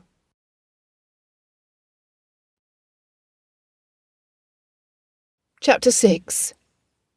Mr. Darcy, how may I be of service? Teetering stacks of books covered every surface of Mr. Bennet's study, threatening to distract Darcy from his purpose. A desire to create order out of chaos sprang up in his chest, to the point that he found himself reaching for the closest pile before he stopped himself. He doubted Elizabeth's father would appreciate his assistance. I am come to accept your invitation to dinner on behalf of myself and the Bingley family, sir. Darcy remained standing, as he had not yet been invited to be seated. Mr. Bennet had not even offered him the courtesy of rising when he had entered the room. This lack of proper manners did not bode well for the conversation, Darcy suspected. I judge you are a young man used to having your way. Confidence oozed from Mr. Bennet. I am Oxford educated, with an extensive background in the study of characters, Mr. Darcy. I also have the benefit gained from decades more of life's experiences. He looked the man over. I'm certain my wife will be glad of your acceptance, Mr. Darcy. The tone was dismissive, and Darcy could not keep the flash of ire from his eyes. Are you a lover of the game? Darcy pointed to a chessboard, positioned on a small table under a window. There appeared no dust, so it had recently been used. I am. You, Mr. Darcy? Darcy could hear the condescension in the older man's voice. He sensed the attitude of superiority in both Mr. Bennet's countenance and his tone. Darcy had spent his lifetime in company with such men. They lived on small estates, yet felt they were a vassal king to a miniature kingdom, subservient solely to England's throne. They hid under their ownership, begging for protection, though they did nothing for themselves and those under their care. I played many a time with my father. He carefully worded his comment. He would give nothing away to his opponent. It has been some years since I have done so. He mentioned nothing of the many matches he played since his father's death. Then let us have a game. Enthusiasm and victory dripped from Mr. Bennet, as if he had already won the match. Darcy knew the routine. The board was utilitarian and well used. As it stood, the black king rested on its side. Checkmate. It did not surprise him at all to have Mr. Bennet sit on the side with the white pieces, without words, indicating he had been the victor of the prior game. The player with the white pieces always moved first. The board was reset, the pieces put in place, and Mr. Bennet made his first move. As Darcy moved his hand over the pawn, Mr. Bennet spoke. I surmise you find enjoyment in my daughter's company. Withdrawing his hand before touching the piece, Darcy looked at the man closely. Mr. Bennet had not looked up from his perusal of the board, as if he cared not for Darcy's response. Nonetheless, the hand resting on the table was tightly fisted. Mr. Bennet cared. I believe you would be surprised if I did not. This was a familiar game, verbal thrust and parry. Since his youth, Darcy had practised fencing with the masters. His father taught him the power of using words wisely. I also do not doubt that one of your greatest pleasures is spending time in conversation with Miss Elizabeth. Elizabeth's father snorted, yet said nothing. He waited until Darcy made his first move, and lunged. A bold move, much different to a skilled parry. What are your intentions towards my daughter? The corner of Darcy's mouth lifted. She will be my wife. It was plainly said. Mr. Bennet refused to glance at his opponent.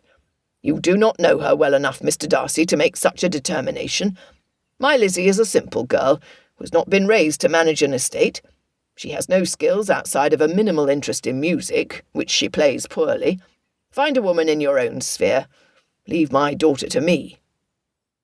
Anger surged in Darcy's chest. How dare a father speak in such a way of a daughter he should love and cherish? "I believe Miss Elizabeth would be both surprised and distressed to hear herself described in such a way by you." Again Mr. Bennet snorted.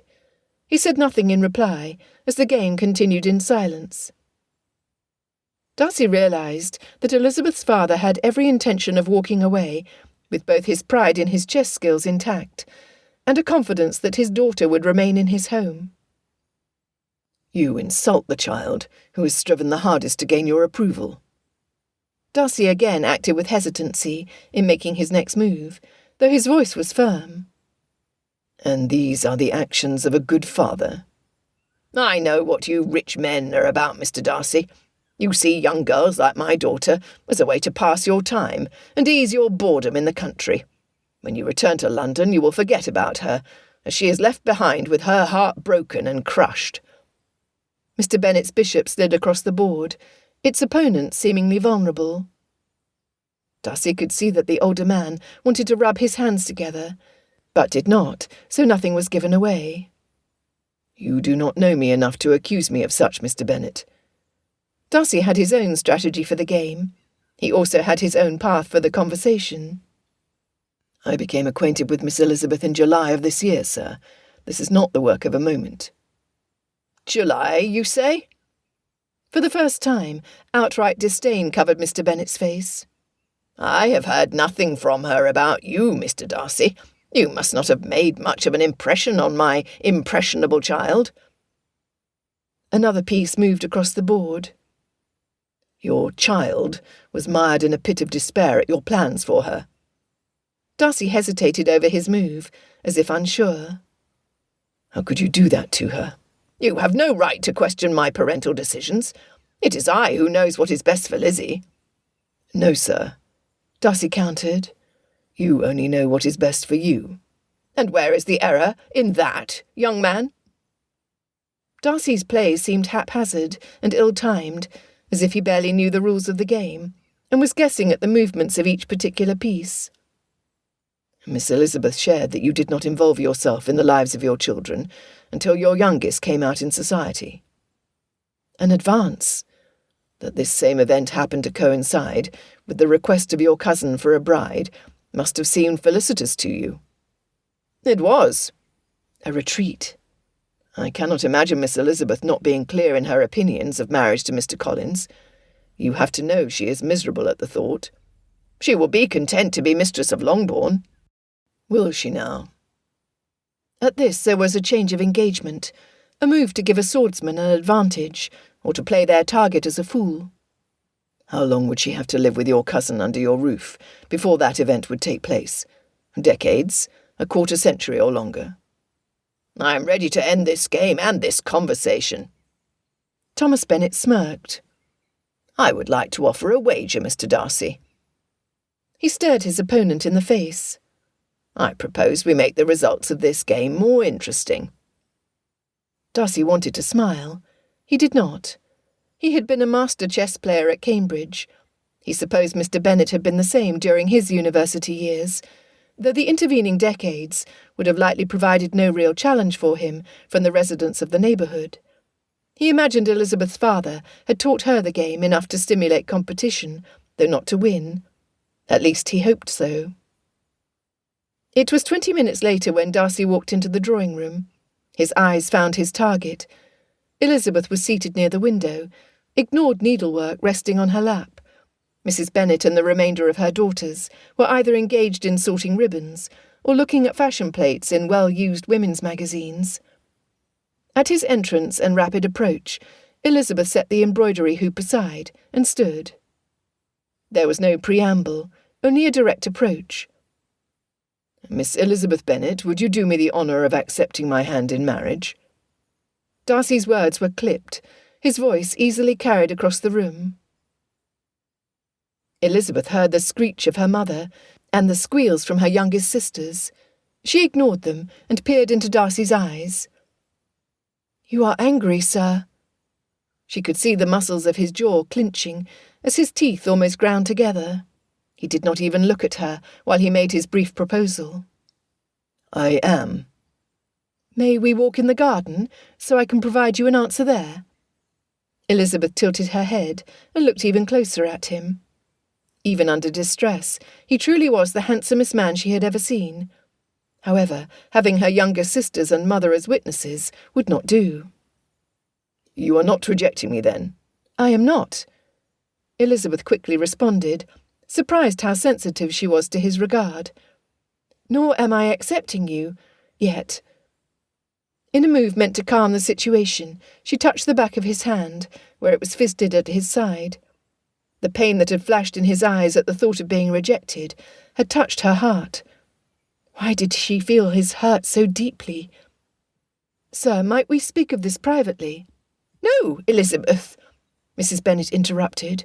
"You will speak of it here. But I caution you, girl, before you answer you need to consider the future of your sisters, not just your own. Mr. Collins has made promises for the family, consistent with his position as cousin. This man," she waved her hand at Darcy, "with his 10,000 a year, is far more suited to a beauty like my Jane. Jane could not be so beautiful for nothing. Mr. Bingley's 5,000 a year will not do. I will see that Mr. Bingley is for Mary. I will have 3 daughters married." Darcy saw the flush cover Elizabeth's face at the vulgar interference of her mother. He knew he would hide nothing from her. When she heard of what her father had done, she would be even more appalled. It certainly was in his favour for her to know, as it would almost guarantee her acquiescence. Nonetheless, he wanted her willing agreement to his proposal, responding from desire rather than distress. "Mr. Darcy," Elizabeth whispered, so only he could hear, "are you indeed set on this course?" "I am." He moved his other hand to cover hers. "Why, sir?" Before he had gone into her father's study, he had been close to declaring himself. She had been close to accepting him. Nevertheless, reason intruded. Elizabeth needed to be sure of her own heart and of his. Time needed to be allowed to do so. But something had happened with her father. She could still feel his ire radiating from him until it surrounded her. Elizabeth worried over what had taken place between the two men. "Will you trust me, Elizabeth?" She hesitated before she replied. In truth, they knew each other so little. Yet what she did know about him harmonized with her own desires. He was tender towards his younger sister and careful with his guardianship. He had been willing to overlook the faults of her family in his pursuit of her. There was nothing else to be done. "I will, Mr. Darcy." "Will you call me Fitzwilliam?" "As you have called me Elizabeth." She smiled, and her eyes softened. He smiled in return. "Yes," he whispered. "You have struck a bargain with my father, then?" The idea was repugnant to Elizabeth. "You are too quick." Taking in a deep breath and letting it out slowly, Elizabeth clasped both his hands in hers, squeezing tightly. She could not move her eyes from his. "Yes, Mr. Darcy, I will marry you. I will be your wife." This was stated so all in the room could hear. She wanted her mother to know there was no hesitation on her part. Surely Darcy's exhale could be heard inside the house. "You will be mine." Ignored were the noises from the other Bennet females. Neither Darcy nor Elizabeth were aware her father was standing at the doorway, until he uttered, "Oh, Lord, what have I done?" When they both looked towards him, it was to see his retreating form as he headed back to his bookroom.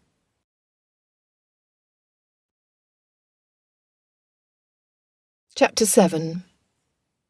"I pray you, Fitzwilliam, tell me what happened between you and my father." Elizabeth sat on the cold stone of a garden bench. They were far enough away from the house to be undisturbed, though anyone looking outside the drawing-room window could see them. Currently, there were 3 female faces pressed against the glass: Mrs. Bennet, Kitty, and Lydia. I do not know how, Elizabeth. Darcy dropped his head to his chest, shaking it slowly back and forth. It will cause you pain. This was the moment that had filled Darcy with dread since he left the bookroom. He reached over and took Elizabeth's gloved hand in his. Then he rethought his actions, removing both his glove and hers, before entwining his long fingers with hers. He needed the touch, and it seemed to provide her comfort as well. Fitzwilliam, I will not give you an argument or challenge your right to keep information from me. He looked up at that. But please know that my imagination is vivid. For example, I imagine from the manner in which you came into the room and proposed, my father wagered my future, a wager you must have won. When he started to shake his head in the negative, she continued, You were unhappy and angry when you offered for me, sir. Your sense of honour had to have been battered by whatever happened in my father's study. Am I correct? Again Darcy contemplated her mental agility. He was pleased it was most likely superior to his own.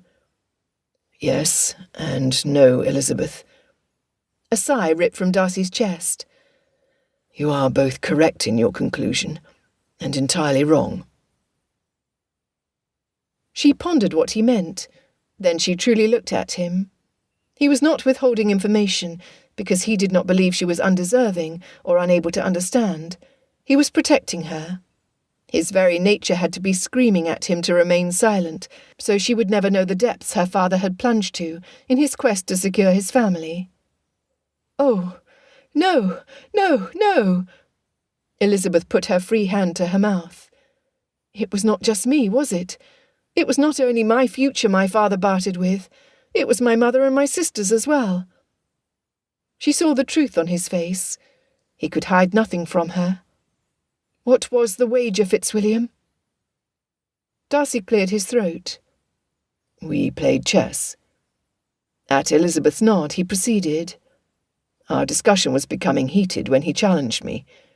If we were at cards, he would have increased the stakes of the game. As it was, he decided that the winner of the match would receive the desire of his heart. The deal he offered was that if he won, I would leave Hertfordshire and never see you again. You would marry Mr. Collins and live the rest of your life at Longbourn. If I won the game, I would have full financial care of your mother and sisters. And you. Embarrassment flooded Elizabeth. She was ashamed of her father for the first time in her memory. Once Fitzwilliam was engaged in the game, his honour would not allow him to back down. It appeared to her that whichever way the game might have gone, Darcy would have lost. I am so sorry, so very, very sorry. Tears streamed down Elizabeth's face, so that she failed to see Darcy's puzzled expression. Elizabeth, Elizabeth. He cupped her cheek, raising her face until he could see her eyes. They were in agony. I did not lose. I won. I am aware you won the game, sir. Not just the game, Elizabeth. I won it all. She finally noted his joy. It was then Elizabeth understood that his sadness was for the hurt in her heart, not his. Do you not see? I won the right to marry you. I won the right to settle dowries on your sisters. I won the right to educate Kitty and Lydia, Mary as well, should it be her desire. I won the right to see your mother settle comfortably in Hertfordshire, amongst her peers, for the remainder of her life. All of this will ease the mind of the one woman whom I will cherish for my lifetime. To me, it is worth every shilling, every single one. So my father abdicates control and gains what he longs for most, to be left undisturbed in his bookroom. The thought frustrated Elizabeth greatly. No. The corner of Darcy's mouth lifted in a crooked, adorable smile. I would say the punishment will be all his. How is this possible? He could stand no more. Darcy wrapped his arms around her and pulled her to his chest. He delighted at how invincible it made him feel. I pray you are satisfied with my plan. He squeezed a bit tighter as his smile grew exponentially. You see, when Bingley came to Hertfordshire, he not only surveyed the estate of Netherfield Park, he looked at Purvis Lodge, Hay Park, Ashworth, and Stoke.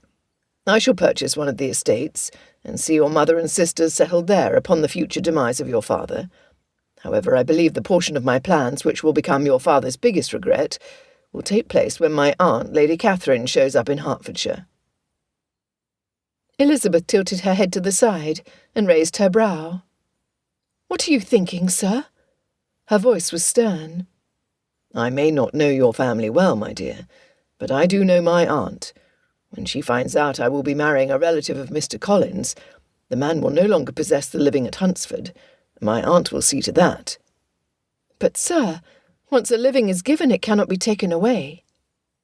Elizabeth's confusion was easy to see. Darcy understood. The law was the law. "This would be so if you were anyone other than Lady Catherine de Bourgh. She has long marched to her own tune, making and breaking laws at her whim.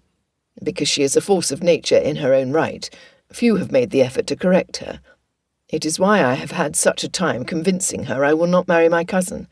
She simply refuses to listen." "How will this affect my father?" "I have no doubts Mr. Collins will accompany my aunt.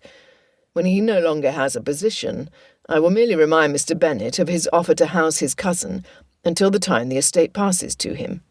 Whether or not Mr. Collins takes the name of Bennet or not, he will live at Longbourn. I cannot see there ever being peace and quiet for your father." A chuckle burst from Elizabeth. "Nor will he remain undisturbed." Her smile beamed forth. "You are a wicked man, Mr. Darcy." "A wicked man, Elizabeth? Surely not." Warmth filled his chest, where the lonely hole he had carried so long had been. Lord, but she delighted him. "As you were strong and wise for me on this day, Fitzwilliam, I will be your rock when Lady Catherine and Mr. Collins come. Together we will be formidable." Darcy was overwhelmed. Never had he thought he would find such a woman, nor that she would be his own. He could not wait to marry her and take her to London. It was an easy step to envision days and weeks spent with his wife and his sister, days filled with intelligent conversation and kind attention. He sighed aloud. His wife. "What are you thinking, Fitzwilliam? You have the most beatific smile on your handsome face." Elizabeth leaned her face into the hand he still held there. He responded by rubbing his thumb across her cheek. "I am thinking of the fundamental difference between your father and me, where he has viewed the future of his family with regret and shame for his inattention. I look to our future with pleasure. Each time Georgiana and I spoke of you, which was quite often, she would always express a desire for me to find you, so you could become the best of friends. Now you will be sisters. I could not be happier, Elizabeth." "Then I am pleased for both of us, sir." Elizabeth paused.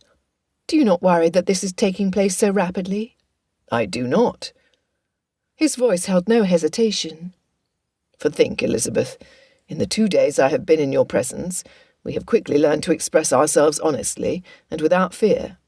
I know few marriages where the partners do so, even marriages of many decades. How can we not do well with such a magnificent start?" "Your point is well made, Fitzwilliam." She smiled up at him. "I've told you things I've never shared with Jane, and we're the closest of sisters." That made him proud, and he could feel his chest swell at the thought. "Yes, dear Elizabeth, this is fast, but I believe we are both committed to the happiness of the other. How can we fail?" "Love never fails." Elizabeth whispered of one of Mary's favourite biblical texts. It was a universal truth, something reliable and unmoving. She did not know she had said it aloud until he asked her, "Do you love me, Elizabeth?" She hesitated before she answered. "I will reply honestly, Fitzwilliam. I've never felt these emotions in my lifetime." "What emotions?" He had to know. "Tenderness, Fitzwilliam." Her eyes, those sparkling, vibrant orbs, glistened with emotion. "My heart is full of such sweetness, and my soul yearns to cherish you in the same way you have done for me. Whether it is love or not, dear man, We have laid a foundation of stone which we can build upon." Darcy nodded. It was enough. "My father told me many times that the day he and my mother wed, he thought he could not possibly feel more love for a woman than he did at that moment. Then he would laugh at what he thought was true love, as each passing hour brought a depth, height, and width he never knew existed. When my mother died, he told me that then he knew love." What a lovely story. I will treasure those words in my heart. She moved even closer to him. Do you not believe in your soul that we will do the same? "I do." Instinctively, Darcy started swaying back and forth, rocking her in his arms. He thought back on his youth. "I cannot say their marriage was without discord, as I remember many times they disagreed on subjects small and large." "I believe we will do the same." She sighed into his coat. "I do as well, dear woman." He smiled into her hair. "And I hope we resolve these differences the exact same way." "Oh? How is that?" Elizabeth pulled back to look him in the eye. "You have stirred my curiosity, and it demands satisfaction." "With a kiss." "Oh." Elizabeth mouthed the word. It was temptation incarnate. Her lips were rosy and full. He could not help but gather her closer, lowering his head a fraction. "May I kiss you?" It came out a whisper. "Yes, Mr. Darcy, I wish you would." And he did.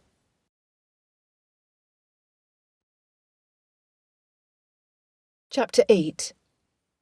When Elizabeth's mind cleared of its passionate haze, she realised that, against the chill in the autumn air, Darcy's lips were incredibly warm and soft and firm. And they deliciously fit hers perfectly. She wanted to sigh or swoon, or perhaps both. She had no will to look away from him. His eyes revealed all his emotions, and were filled with the pleasure of their agreement and their kiss. She loved his smile, which currently covered his face. Apparently he loved her kiss as well. She could not help but smile in return. Eventually, Elizabeth became aware of tapping on the large drawing-room window, which sounded like loud explosions in the walled garden. Both she and Darcy turned their heads to look at the house, as Mrs. Bennet's squeals accompanied Lydia's staccato beats on the pane. Their intimate moment had been interrupted. As they walked closer to Longbourn, they easily discerned the activity inside. "I want someone to kiss me like that, Mamma," Lydia bellowed into the glass, her forehead bumping the pane for emphasis. "I want him to be rich and tall, an officer with yellow hair and blue eyes, a handsome man who adores me and loves to dance." The youngest Bennet continued voicing her opinions. "Lord, how ashamed I would be if I was not kissed like that before I was Lizzie's age."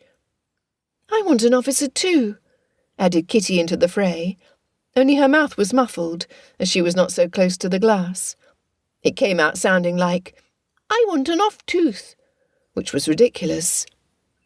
"Girls, girls!" Mrs. Bennet insisted on having her say. Her voice was so loud she was easily heard outside the house. Now that Elizabeth would not be marrying Mr. Collins when he returned from Kent, Mrs. Bennet sought to benefit her family by this union, and match him with her middle daughter. "I cannot imagine what that man sees in her. I would think it better if Jane was to be his wife, and mistress of his large estate. Nevertheless, once Lizzie is married, she can invite you to Mr. Darcy's house in town, to put you in the way of other rich men. Mr. Collins can have Mary." Pangs of embarrassment shot through Elizabeth at the unrestrained conduct of her sisters and mother. She watched as Kitty and Lydia joined hands and jumped around the room, proclaiming in a sing-song voice about all the balls and parties they would be attending. Mary was heard denying all desire to marry the rector, her countenance bordering on the comical. Elizabeth had witnessed her middle sister practising such a pose in the mirror. When asked, Mary said she felt it was a pose which gave added credence to her proverbial sayings. Elizabeth thought she looked pious and silly, both then and now. Elizabeth could look no longer, and secretly wished herself and Darcy a million miles away. My dearest Elizabeth, do not be distressed. Darcy squeezed the hand he was still holding. I am marrying you, not your family. He paused in thought. I do believe it would be prudent to rethink my plan. Panic filled her chest. You do not want to marry me? Of course I will marry you. Darcy hurried to reassure her. What I will not do is reward bad behaviour. I can overlook insult to myself and to my property. What I will not condone are any slights to you or to Georgiana, not even from those related to us. Your mother's words of surprise that I would marry you instead of Miss Bennet anger me beyond measure. What will you do, Fitzwilliam? They had reached the front of her home. She stopped walking and faced him. My first response when I won the privilege of caring for you was to set your mother up in a style superior to what she had known in her marriage, so her husband, your own father, would feel the burden of failure. He acknowledged Elizabeth's indrawn breath with a nod. Yes, dear one, in many ways your father has failed. I pray you do not do this, Fitzwilliam, for it would be an unnecessary expense, and a lesson wasted on him. She was learning more with each passing minute about both men. One was honourable and unselfish, while the other had only the appearance of it. My belief is the same, Elizabeth. He gave her hand a gentle squeeze. Therefore I will not purchase an estate for Mrs. Bennet. Instead I will look for a small, well-kept cottage in Meryton, possibly close to Mrs. Phillips. It will be large enough to house all your sisters, if they are still at home when your father passes away, but small enough to match her thinking towards her second daughter, who, though she is not her mother's favourite, is most assuredly mine. The muscles in Elizabeth's cheeks were starting to burn from the width of her smile. Then you believe I deserve a larger home? Darcy laughed aloud, his rich baritone ringing through the countryside. Elizabeth was mesmerised, and knew in her heart she could listen to that particular sound for the rest of her life. She would make it a matter of priority to coerce him to repeat the same every day of their marriage. A worthy goal. What I believe, my dear, is that Pemberley was made for you, that past generations cultivated and planted solely for your enjoyment. How could she not rejoice at such a comment? I spent the remainder of the night after the Meryton assembly with my imagination on fire, vividly picturing you in our homes, brimming with happy children and love. I even had chuckled so loudly at one point, when I considered how unlike myself I was being, that it disturbed my valet, and I rejoiced in it, though Parker, my servant for the past 12 years, did not. You silly man. Immediately, her mind imagined the same. Your words bring me peace, a gift most unexpected. Your family, my dearest, will need to earn the privilege of visiting you. If they cannot or will not recognise your true value, I will not tolerate their company. He paused in reflection. I thought of lessons I had learned from Mrs. Northam, which apply to our situation. Treat others as you expect to be treated. It was Naughty's version of the golden rule. We will have peace, my lady. Elizabeth thought on his comments, and relished his firm commitment to a successful marriage. If only her father would... No, Elizabeth would not go there. She would be leaving Longbourn. Her home was with Darcy. Possibly after Lady Catherine has come and gone from Hertfordshire? Elizabeth could not help but tease. The exhale coming from Darcy caused his shoulders to drop. Then he squared them in determination. Not even his aunt would rob him of contentment. He would simply not allow it to be so. Yes, Elizabeth, only then. He wrapped her in his embrace. I must be off. Elizabeth was loath to see him go. However, he had spent so little time at Netherfield Park with his friends that he needed to attend to them, and she knew this. Charles Bingley's invitation had been, in part, to be in company again with his friend. But the main thrust of the invite was to beg Darcy's help with oversight of the estate. While he had been raised to care for the responsibilities of land ownership, Bingley had not. Yet Darcy had spent the majority of his time in her company instead. She was not complaining. The groom patiently stood with Darcy's horse as the couple moved closer. Elizabeth's discomfort was not solely with his departure.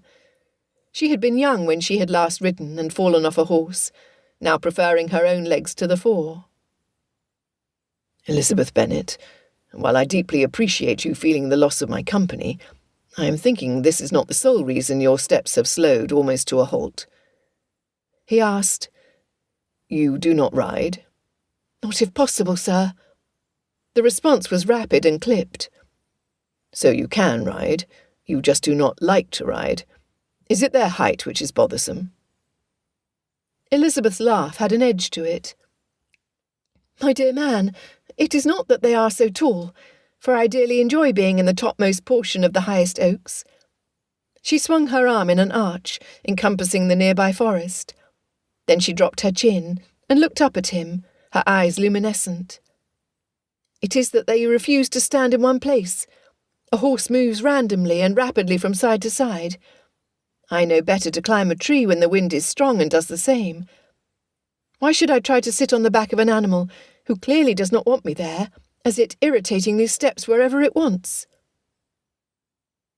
It was a charming mental picture, though he sensed that a smile or chuckle at her expressions would not be welcomed. He was learning to read her, and he thrilled at the thought. Darcy and Georgiana both enjoyed riding the fields and trails of their Derbyshire home. He hoped to share all his daily activities, with the woman standing alongside him. Much had been accomplished since the night before. He had arrived in Hertfordshire as a single man, with a large fortune, searching for the only woman with whom he wanted to spend time. He had found her in Elizabeth. Now he was returning to Netherfield Park, less than 24 hours later, as an engaged man. Darcy could not be happier. Upon my word, Mr. Darcy, whatever are you thinking? Why? He challenged. We were speaking of horses, yet your face beams with joy, my dear man. She caressed his cheek lovingly. Your sister would wonder if she saw you at this moment, who this happy man was wearing her brother's clothing. He stepped closer. Elizabeth. He whispered on a breath as he lowered his lips to hers. She melted into his arms, and his heart pounded so loudly he feared they could hear it over the 3 miles to Netherfield Park. When had he become so tactile? He could not seem to keep the grin off his face, and concluded that if he continued, he would gain the reputation of smiling too much. Good. Competition for Bingley and Jane. Finally, breaking away and stepping back, he mounted the horse and stared intently at the woman below him. She was glorious, and his heart filled at knowing she would be his. I will see you tomorrow, Elizabeth. His voice was deep with purpose. And I will be looking for you, Fitzwilliam. With one last glance, he turned and rode away. Elizabeth stood watching him as he took gentle command of the horse. It was a telling move, that was one more piece of knowledge to add to those she had learned over the past day. She was surprised when he stopped the horse and rode quickly back. As he got closer, he slipped his boots out of the irons, grabbed a handful of mane with his left hand, swung his right leg over, and dismounted before the horse had come to a complete stop. Once off, he dropped the reins to the ground, next to where Elizabeth stood, pulled her into his arms, and kissed her with a thoroughness she did not know was possible. By the time he finished, they were both out of breath. He moved his face back to see her eyes. She could still feel his exhalation on her cheek. I will write to my man of business tonight, Elizabeth, so we will have a special licence and the marriage settlement within a sennight. Marry me then. She heard his unspoken plea, and inherently knew how to respond. Will you kiss me as passionately after we wed, Mr. Darcy? Elizabeth's eyes twinkled in delight. Much more so, my darling almost wife. Then yes, Mr. Darcy, I will marry you in 1 week's time. He flashed a smile before kissing her again. Then he leapt on his horse and rode off without once looking back. Elizabeth put her hands to her lips and shook her head. How could a woman be so pleased? Freedom from the threat of Mr. Collins had emboldened her. Where she had looked with dread on the marriage to the rector, she looked with joy at marriage to the man from Derbyshire. Once Darcy was out of sight, Elizabeth turned and entered her home. Only 1 week more would she be a resident. 1 week. The thought surprised her in that she felt no sadness. For a certainty she would miss her family. In spite of their flaws, she loved them all. Yes, she loved her father as well. Without him she would not have life. Therefore she would be no man's wife, and Darcy would continue in his lonely state. Had her father not allowed her to travel to Derbyshire with the Gardiners, to come to terms with her future, she would not have met the Darcys. And had he not made such a foolish wager, she would not know the peace of having her mother and sisters settled, while her own years would be spent with a man she could love. She was in love with Fitzwilliam Darcy. What a perfect realization!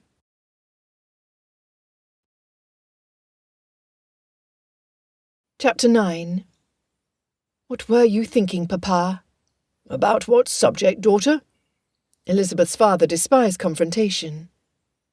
Papa, I feel like I've experienced the full range of human emotion in the past 24 hours. I will have no peace until I understand why you gambled with our future in such a cavalier manner. Elizabeth swallowed. It is most unlike you. Mr. Thomas Bennet had known from the instant Darcy had laid his opponent's king over on its side that this confrontation with his daughter was inevitable. What could he say? He had felt the heavy guilt resting on his shoulders, though in the intervening hours since the game he had been able to shrug the majority of it off. It was his way. Lizzie, do you like your young man? He thought to distract her by changing the subject. I do, was her immediate answer. She was not distracted. Then whatever I was thinking matters not, does it? He excused his lackadaisical conduct in one question, though it bothered him to lose the admiration of his favourite daughter. He could see the struggle to contain her sarcasm written clearly on his daughter's face. Even though he had raised her to laugh at the follies of others, he would not have appreciated her doing so to him. Has he shared with you his plans for our family?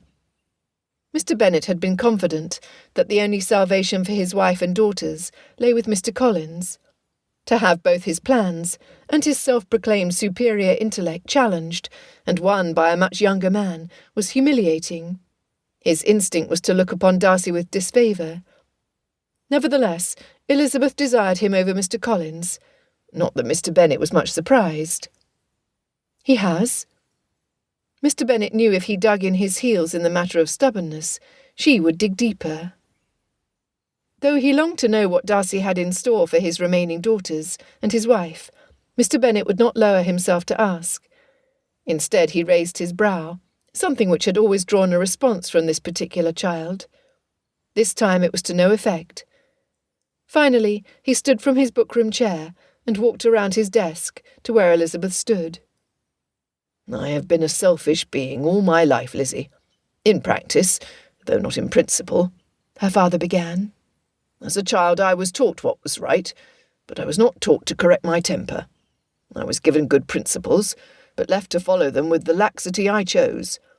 Unfortunately, as the eldest child and only son, I was spoilt by my parents, who, though good themselves, allowed, encouraged, almost taught me to be selfish and lackadaisical, to care for none beyond myself. He reached out to take her hand. Lizzie, I will not ask for your forgiveness, as I am well aware that I am undeserving of such. Note, I pray you, that it was within my rights as your father to arrange a marriage. The mere fact that it is called a marriage of convenience suggests the wedding would be of benefit to both partners or their families. He took in a deep breath. I will, however, do what I can to ease your way.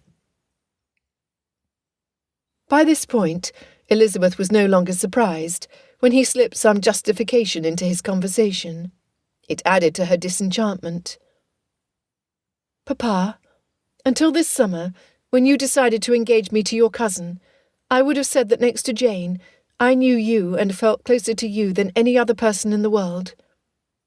Elizabeth's eyes were dry, and her voice was steady.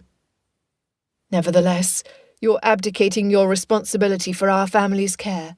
You're dropping that heavy weight on my small shoulders, without any consideration for my future happiness. It was a disappointment I will carry with me for a time. A long time." Her father stepped back, though he continued to hold on to her hand. "Yes, I am now promised in marriage to a wonderful man, who will make changes to this household, which will guarantee good outcomes for my sisters.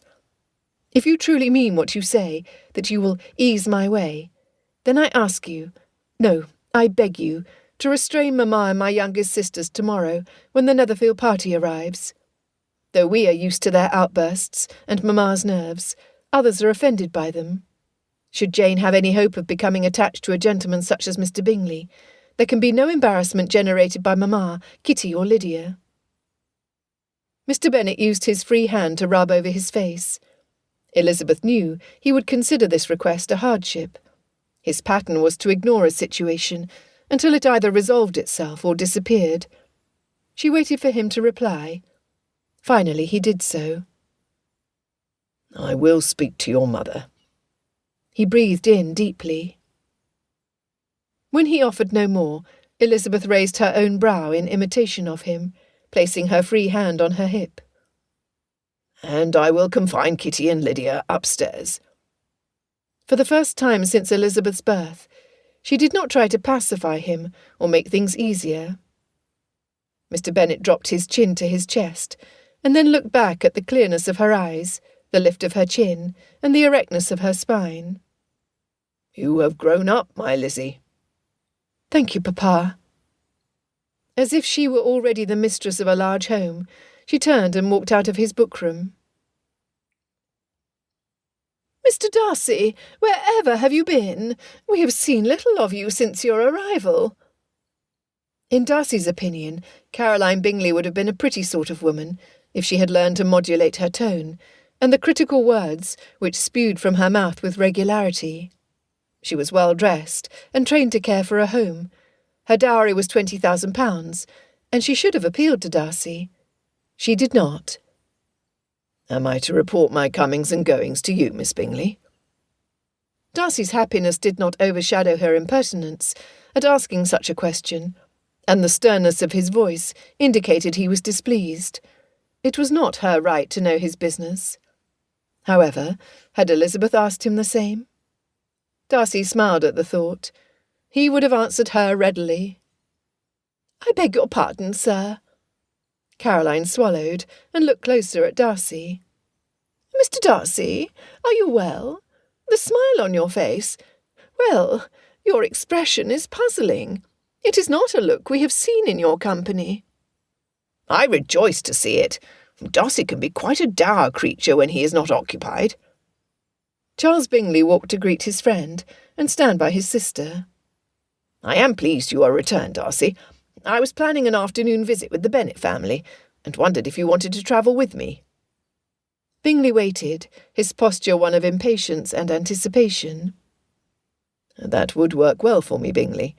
It is proper to get to know the neighbourhood. Your house is the most important in Hertfordshire, and your position is one of which your neighbours would welcome." He changed the subject abruptly. "By the by, we are invited to dine at Longbourn tomorrow. I took it upon myself to accept for all." At that, Darcy bowed to the room, and left to wash and change his clothing, the smile still on his face. Bingley's grin showed a row of straight white teeth. "I suspected Darcy had already been in Miss Elizabeth's company this morning, and Darcy, with the invitation, just confirmed my supposition."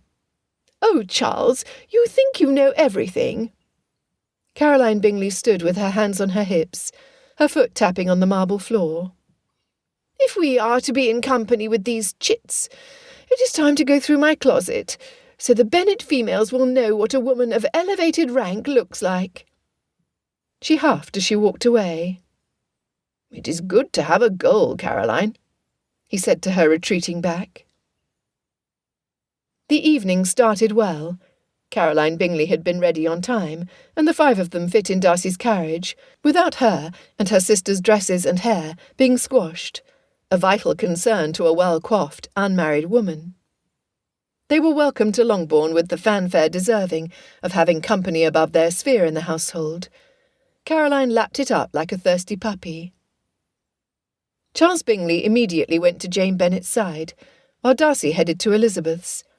Bingley's sister and her husband spoke with Mrs. Bennet, while the three youngest Bennet sisters sat quietly in a corner. Apparently, Mr. Bennet had spoken firmly with his wife and two youngest, as Darcy noticed their conduct was vastly improved. At the insistence of his wife, Kitty and Lydia were allowed downstairs with the adults. It was a battle Mr. Bennet felt he would have lost, so he surrendered.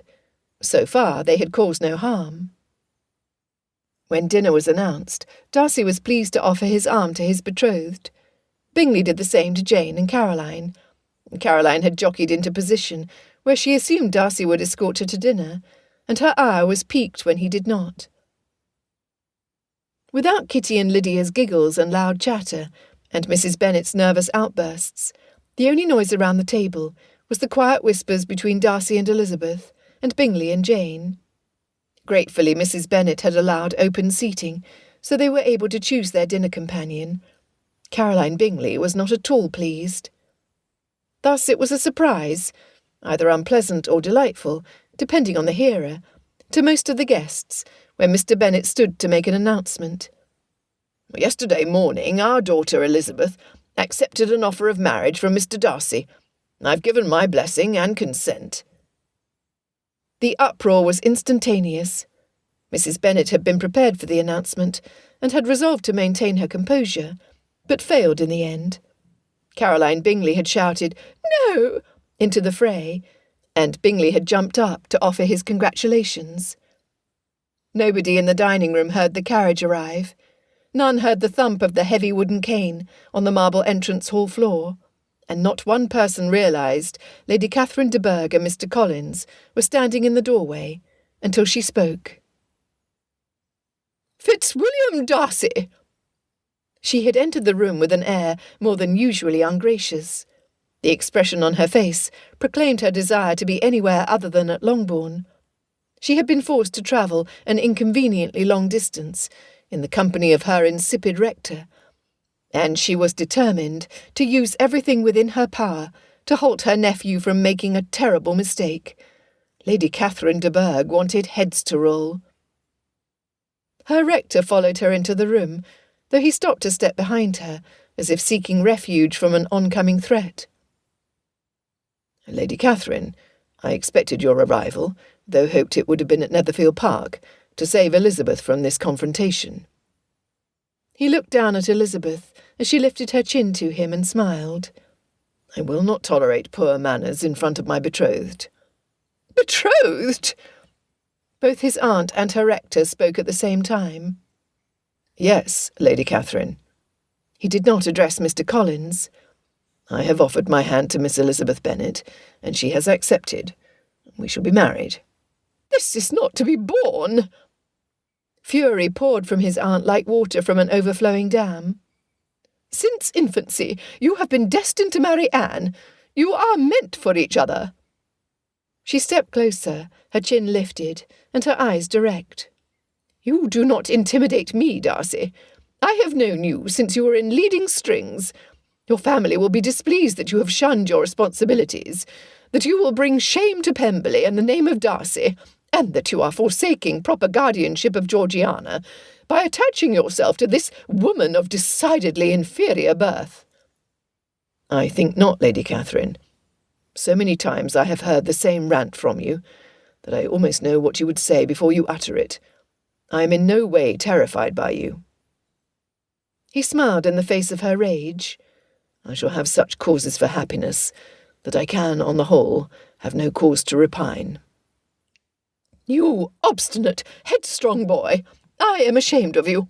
Is this your gratitude for the guidance I have provided since the death of your dear mother, my own sister? Have you no consideration for the loss both Anne and I will suffer at being abandoned for a young woman who is so far below us? Who is her mother? Who are her family?" Lady Catherine stepped forward, her finger shaking at her nephew. Mr. Collins paced himself, so he remained just behind her. I am no stranger to the machinations of a girl who wants to use you to reach the first circles of society where we reside. She has used her arts and allurements, and you have foolishly been blinded by your own desires." Lydia gave a most unladylike snort.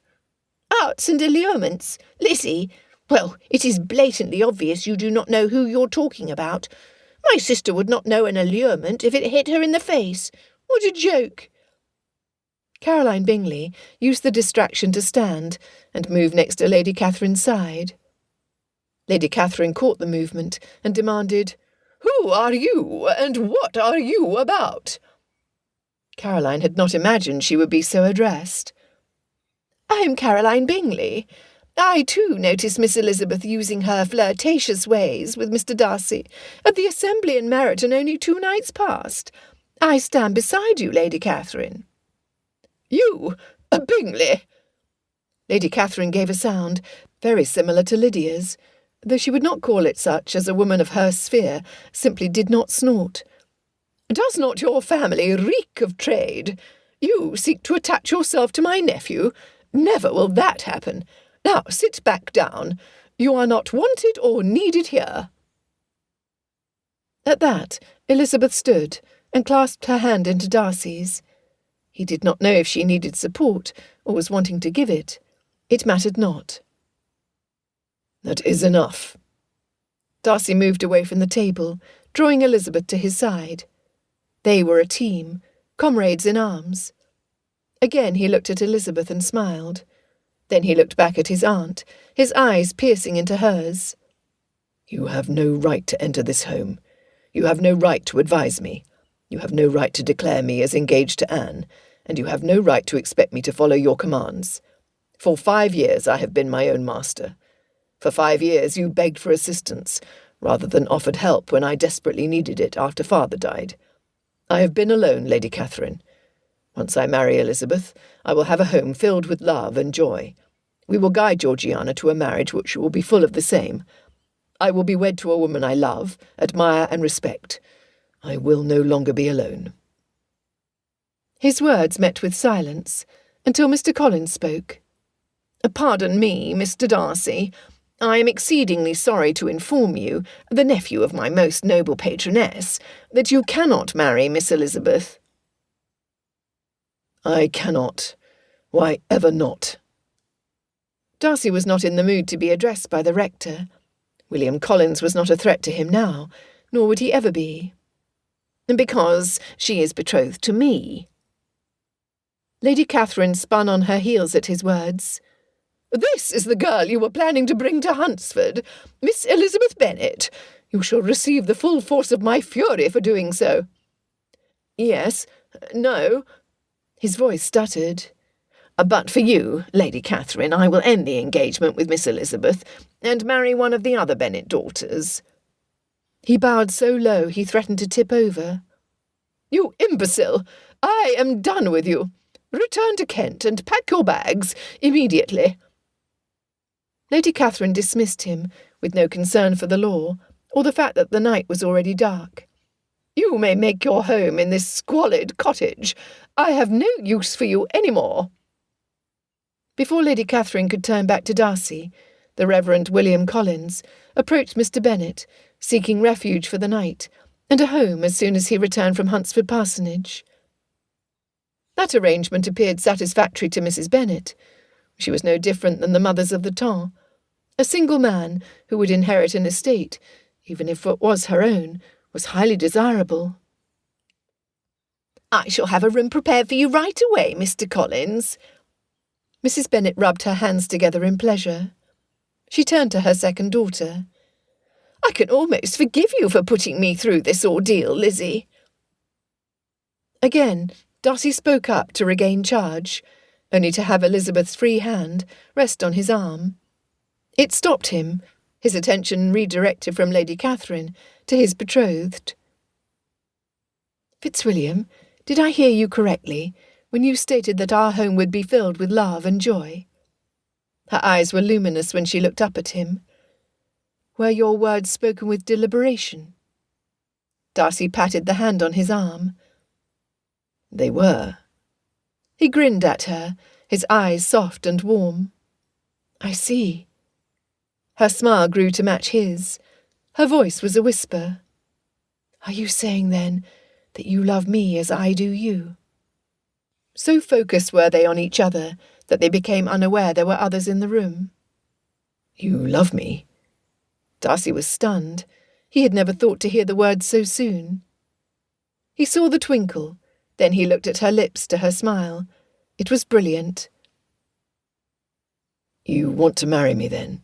Really want to? His heart had to be sure. Yes, Mr. Darcy. What else was there for him to do? In front of the Bingleys, the Hursts, the Bennets, his aunt and Mr. Collins, he lowered his head to hers and kissed her firmly on the lips. She kissed him back. Well, I never... Lady Catherine's pitch resembled Mrs. Bennet's when she was intensely frazzled. I am deeply offended at your conduct. That my own nephew would do something so improper, so against the rules of decorum and propriety, in company with heathen tradespeople, in a house which one day would belong to Mr. Collins, was against everything I know. Honour, decorum, prudence, nay, interest forbade it. I am leaving Fitzwilliam Darcy. You will rue the day you stood against me. The great lady turned to walk out. I take no leave of you, Darcy. You deserve no such attention. I am most seriously displeased. Are you seriously displeased? Darcy whispered to Elizabeth, as he finally drew his head back from hers, completely ignoring his aunt. Not at all, Fitzwilliam. There is nothing that pleases me more than to be in your arms. She snuggled closer. Are you? Never. Darcy kissed her again briefly. Do you not know that Mr. and Mrs. Darcy shall be reported to be ridiculously happy by all and sundry? We shall live a long life together, and scoff at those who say we were not meant for each other. Are you agreed? Oh, yes, Mr. Darcy.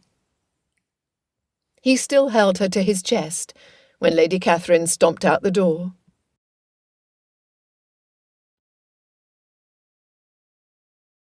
Chapter 10. At the same time, Mr. Bennet loudly cleared his throat. Kitty coughed. Mary preached the sins of anger, corruption and lust. Caroline Bingley squealed in anguish. Mrs. Bennet's mouth hung open. Mr. Collins gaped at the couple. And the Hursts, Bingley and Jane, smiled with shared happiness for Darcy and Elizabeth. Not one person remaining in the dining-room mourned the loss of Lady Catherine's company. She would have felt the lack most acutely. Oh, Lord, Lizzie! Lydia had stood from the table and was now walking in a slow circle around the couple. I hope to never marry a short man. Look how your head fits perfectly under his chin.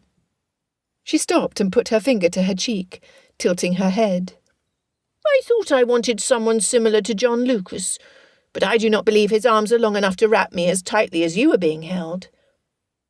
The youngest Bennet looked up and caught Darcy's eyes.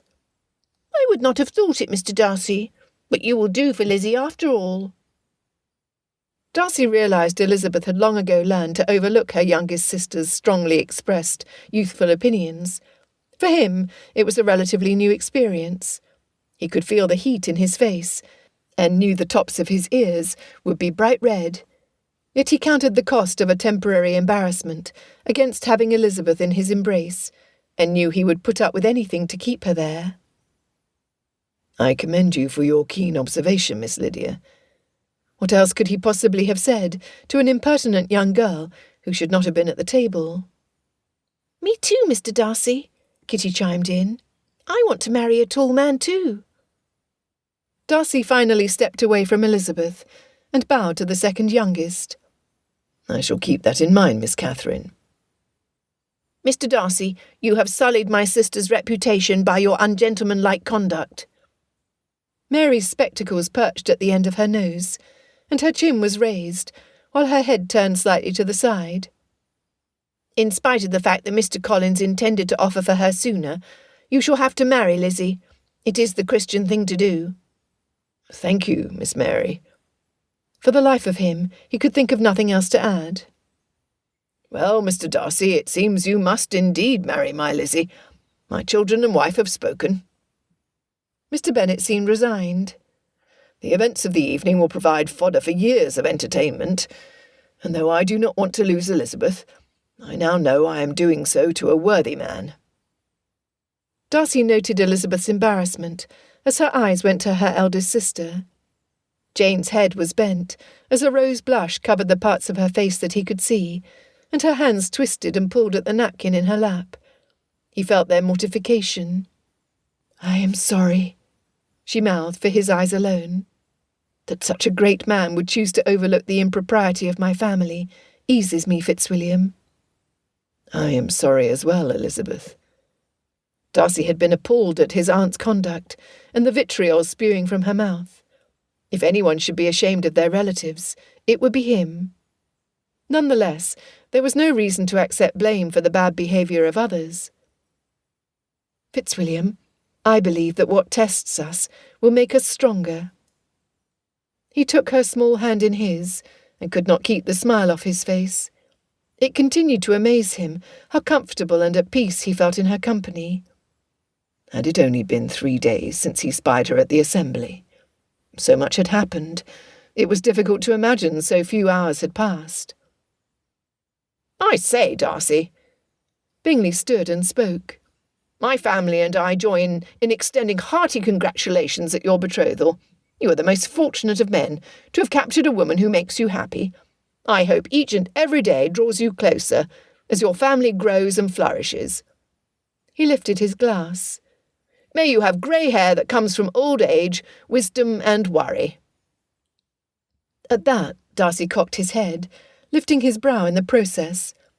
Elizabeth looked first at Bingley, and then back to Darcy.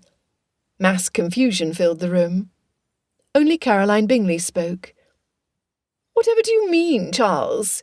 Mr. Darcy is possessed of a fine home, wealth, a good name, and the highest position in society." Caroline stopped and pressed her hand to her forehead. "Oh, I catch your meaning. It will be upon his marriage to Eliza Bennet that he will have reason to worry." "Yes, Charles, very well said." "Caroline!" Disapprobation radiated from Bingley as he spoke sternly to his sister. "You misunderstand me." He turned his back to her and looked at his friend. "Darcy, I've watched you worry and fret over your sister these past 5 years. Actually, I've watched you worry and fret over just about every matter under the sun." He stopped at the chuckles from the others in the room. "The worry I wish you will come when your first girl child is born.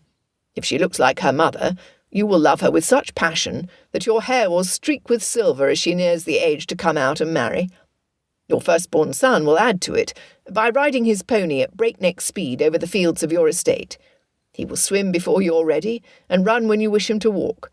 You will plan and organise, and plan some more when your second son is born, then your third and beyond, only to have them independently strike out on their own. Oh, yes, Darcy, you will worry, but you would have it no other way."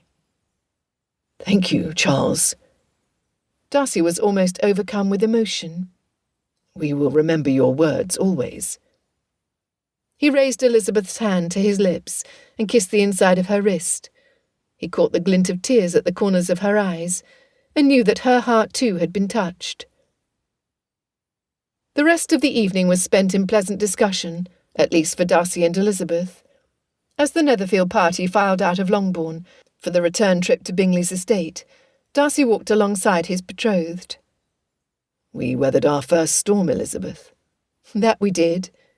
Elizabeth squeezed his arm. "And we are still engaged to be married." "That we are." He gazed down at her with such depth of feeling that his chest felt like it would burst. He stopped walking before they reached the carriage. The moon was waning, and Elizabeth's lovely face was bathed in the moonlight. "Elizabeth, do you recall your words to Georgiana the day you spoke to her in Lambton?" "I do not, Fitzwilliam." It had been almost 3 months. She remembered the occasion and her impressions of the two, but not the spoken words. "You asked Georgiana what Naughty would say if she was still here, what lessons she would have learned from the circumstance she mentioned to you at the graveside." Oh, yes, I do recall now. My dearest, loveliest Elizabeth, if Mrs. Northam was here next to me, she would ask me what I now know that I did not earlier. And what have you learned, Fitzwilliam? He reached his free hand up and touched her cheek. All of those months I searched for you. I loved you. I loved your kindness in speaking to a lonely, confused girl who was wholly unrelated to you. I loved the tenderness in your heart to have approached her, and your care in dignifying her feelings. I loved your firmness in not allowing her to excuse her own decisions. Darcy was overwhelmed at all that had transpired with his sister. Elizabeth, people in my world do not treat others in such a fashion. I learned then that if I ever found you, I would need to be a better man. I would need to be the best man I could be. Fitzwilliam, you are the best of men. I know it to be true, she quickly reassured him. And I learned what my father meant when he thought he loved my mother to the fullest on his wedding day, only to find out what true love was, as they met the daily challenges and joys. For I love you so much more at this minute than I thought humanly possible. I look forward to whatever tomorrow brings, as I will end the day loving you more than at the start. Oh, Fitzwilliam, I will hold these words in my heart for as long as I live. Do you love me, Elizabeth? Really and truly love me? He could not wait for her answer. His heart demanded action, so he kissed her with a passion he did not know he possessed. She answered equally, and he could hardly breathe with the emotion. Do I love you, Fitzwilliam? Does my heart rejoice at the thought of what tomorrow will bring? Do I look forward to a future at your side? Elizabeth leaned her cheek into his hand. Do you fill my heart with joy? Have you come to mean the world to me? She paused, taking in a deep breath. Yes, Mr. Darcy, a resounding yes to all. She stood on her toes and kissed the corner of his mouth. He kissed her then with such feeling that he missed the collective sigh from those in the room. You will marry me? One last reassurance. Yes, Mr. Darcy.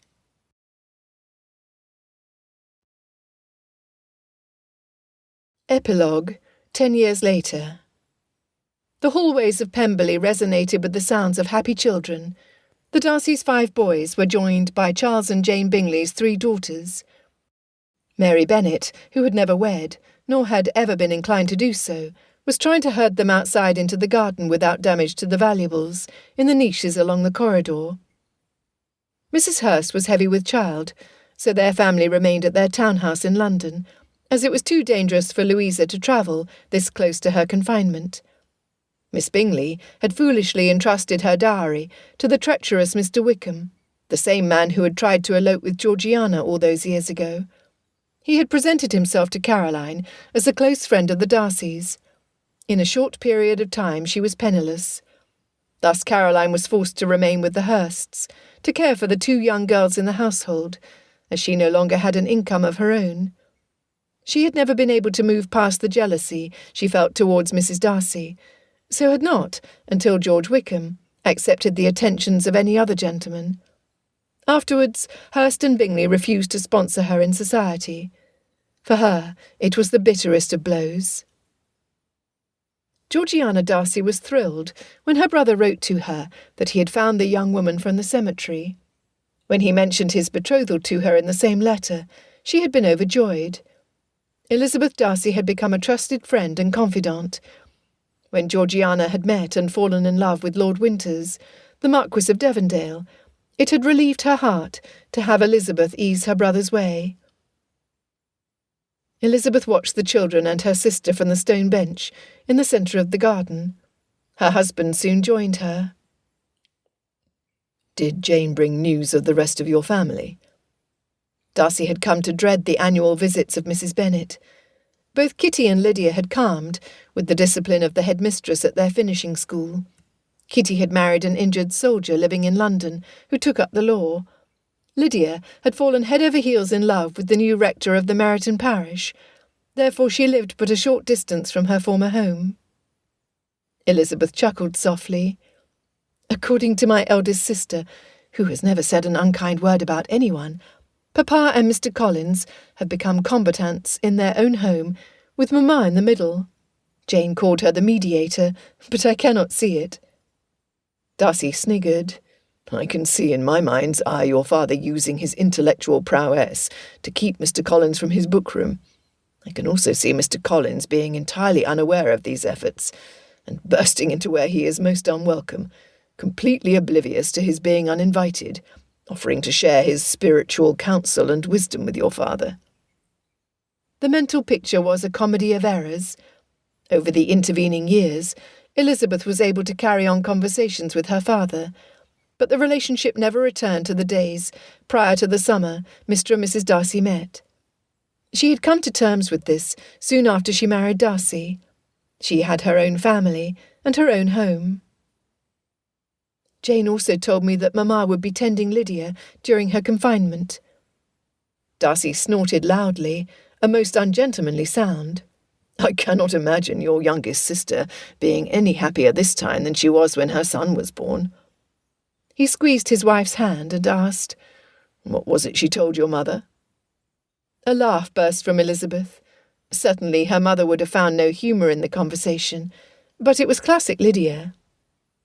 She informed Mamma, in no uncertain terms, that if she needed no assistance to become with child, she needed no help delivering it. Darcy's head nodded up and down at the memory. Yet your mother is not here. No, she is not. Elizabeth shook her head, her eyes closing. According to Mamma's last letter, even though Lydia has been married to a responsible man these 5 years, she is her baby and needs her mother. Both Darcy and Elizabeth sighed, pleased that Mrs. Bennet did not live close. Since Mary had moved to Pemberley, less than a year after the Darcy marriage, and the Bingleys had moved from Netherfield Park to Derbyshire that same year, the only Bennet child remaining in Hertfordshire was Lydia. Mother and daughter butted heads regularly, with neither willing to give in.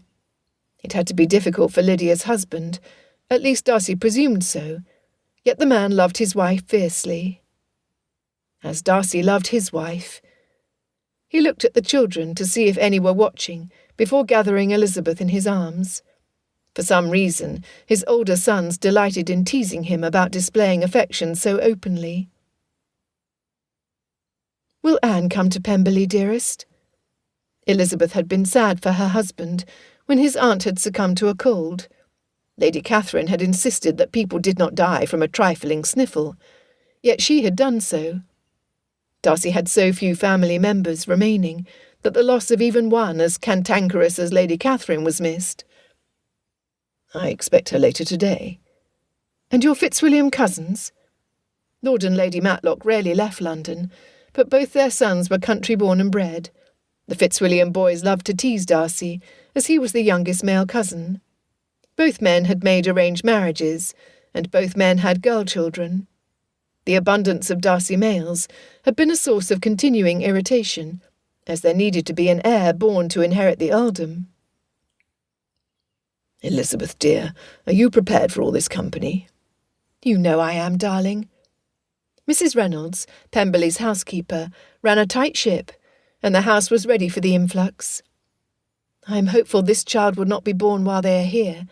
It would not dare. Too much noise will fill our home, and I am afraid our babe would enter the world only to want to return to the quiet comfort of my womb. Darcy gently rubbed the large bump hiding his wife's abdomen. Do you long for a girl, Lizzie? Her husband had long ago shorted her name when his emotions were engaged. I long for a healthy child, Fitzwilliam. She had suspected her husband wanted a daughter, especially since Georgiana married. He loved each of his sons from the fullness of his heart, but a daughter would be a precious gift to him. As do I, Elizabeth. He sighed.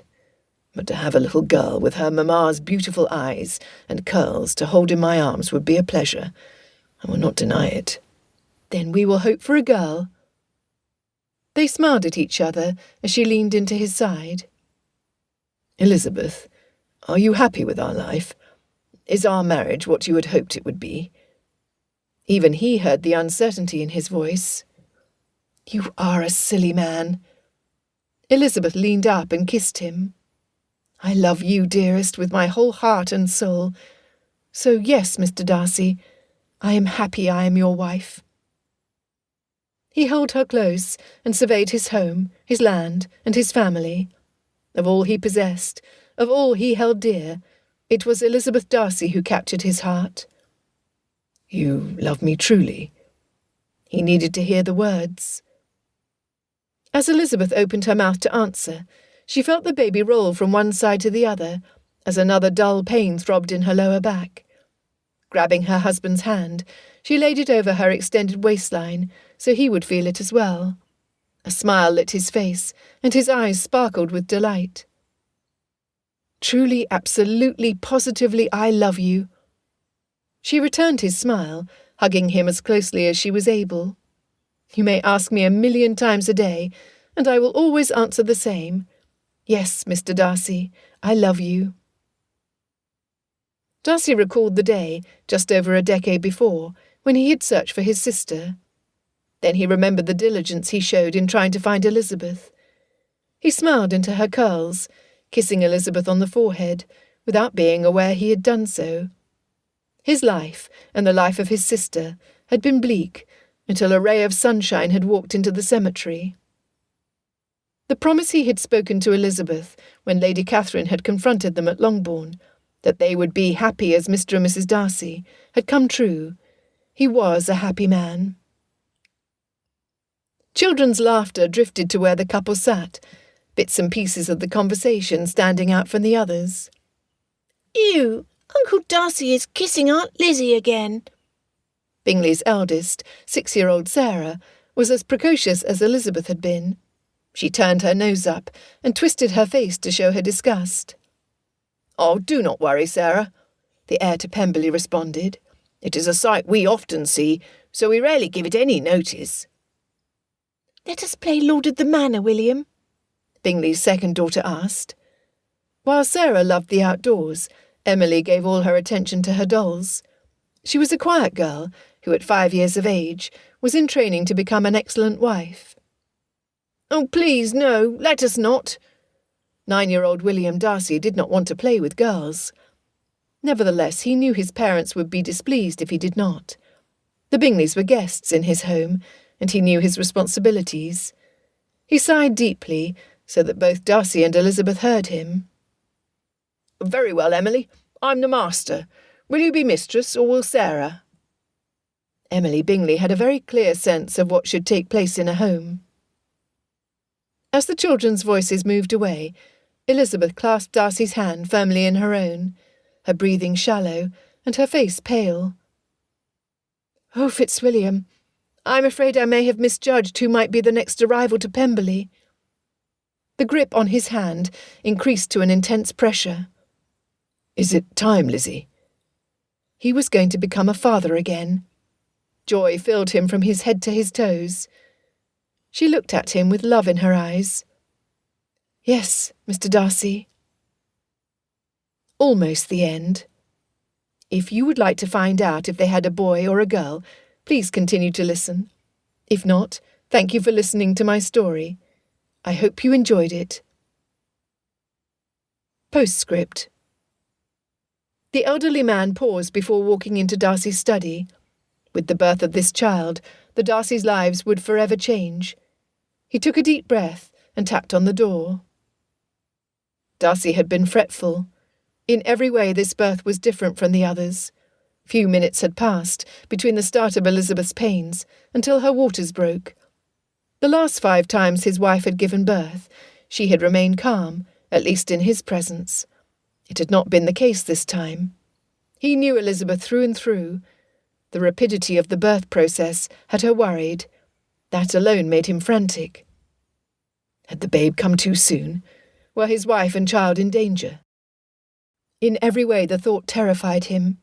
He prayed, he supplicated, he begged for protection for his family, and promised himself he would leave Elizabeth alone from this day forward, so that she was never with child again.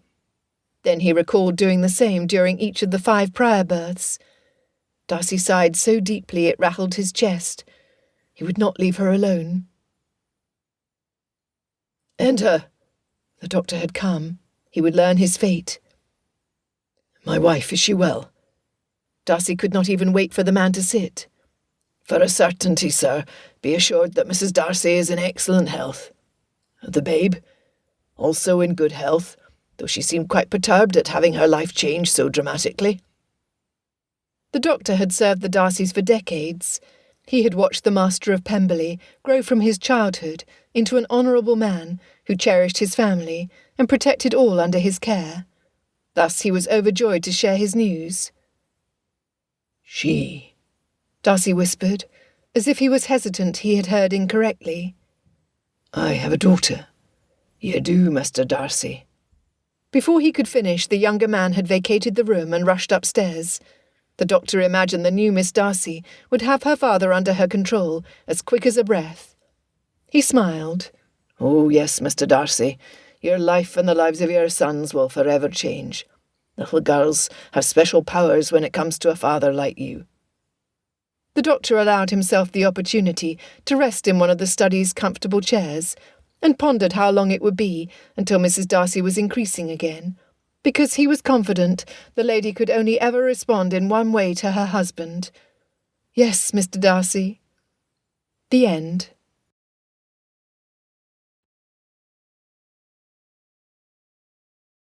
This has been Yes, Mr. Darcy, a Pride and Prejudice novella, Marrying Mr. Darcy, Regency, written by J. Dawn King, narrated by Stevie Zimmerman. Copyright 2016 by Joy D. King. Production copyright by Joy D. King.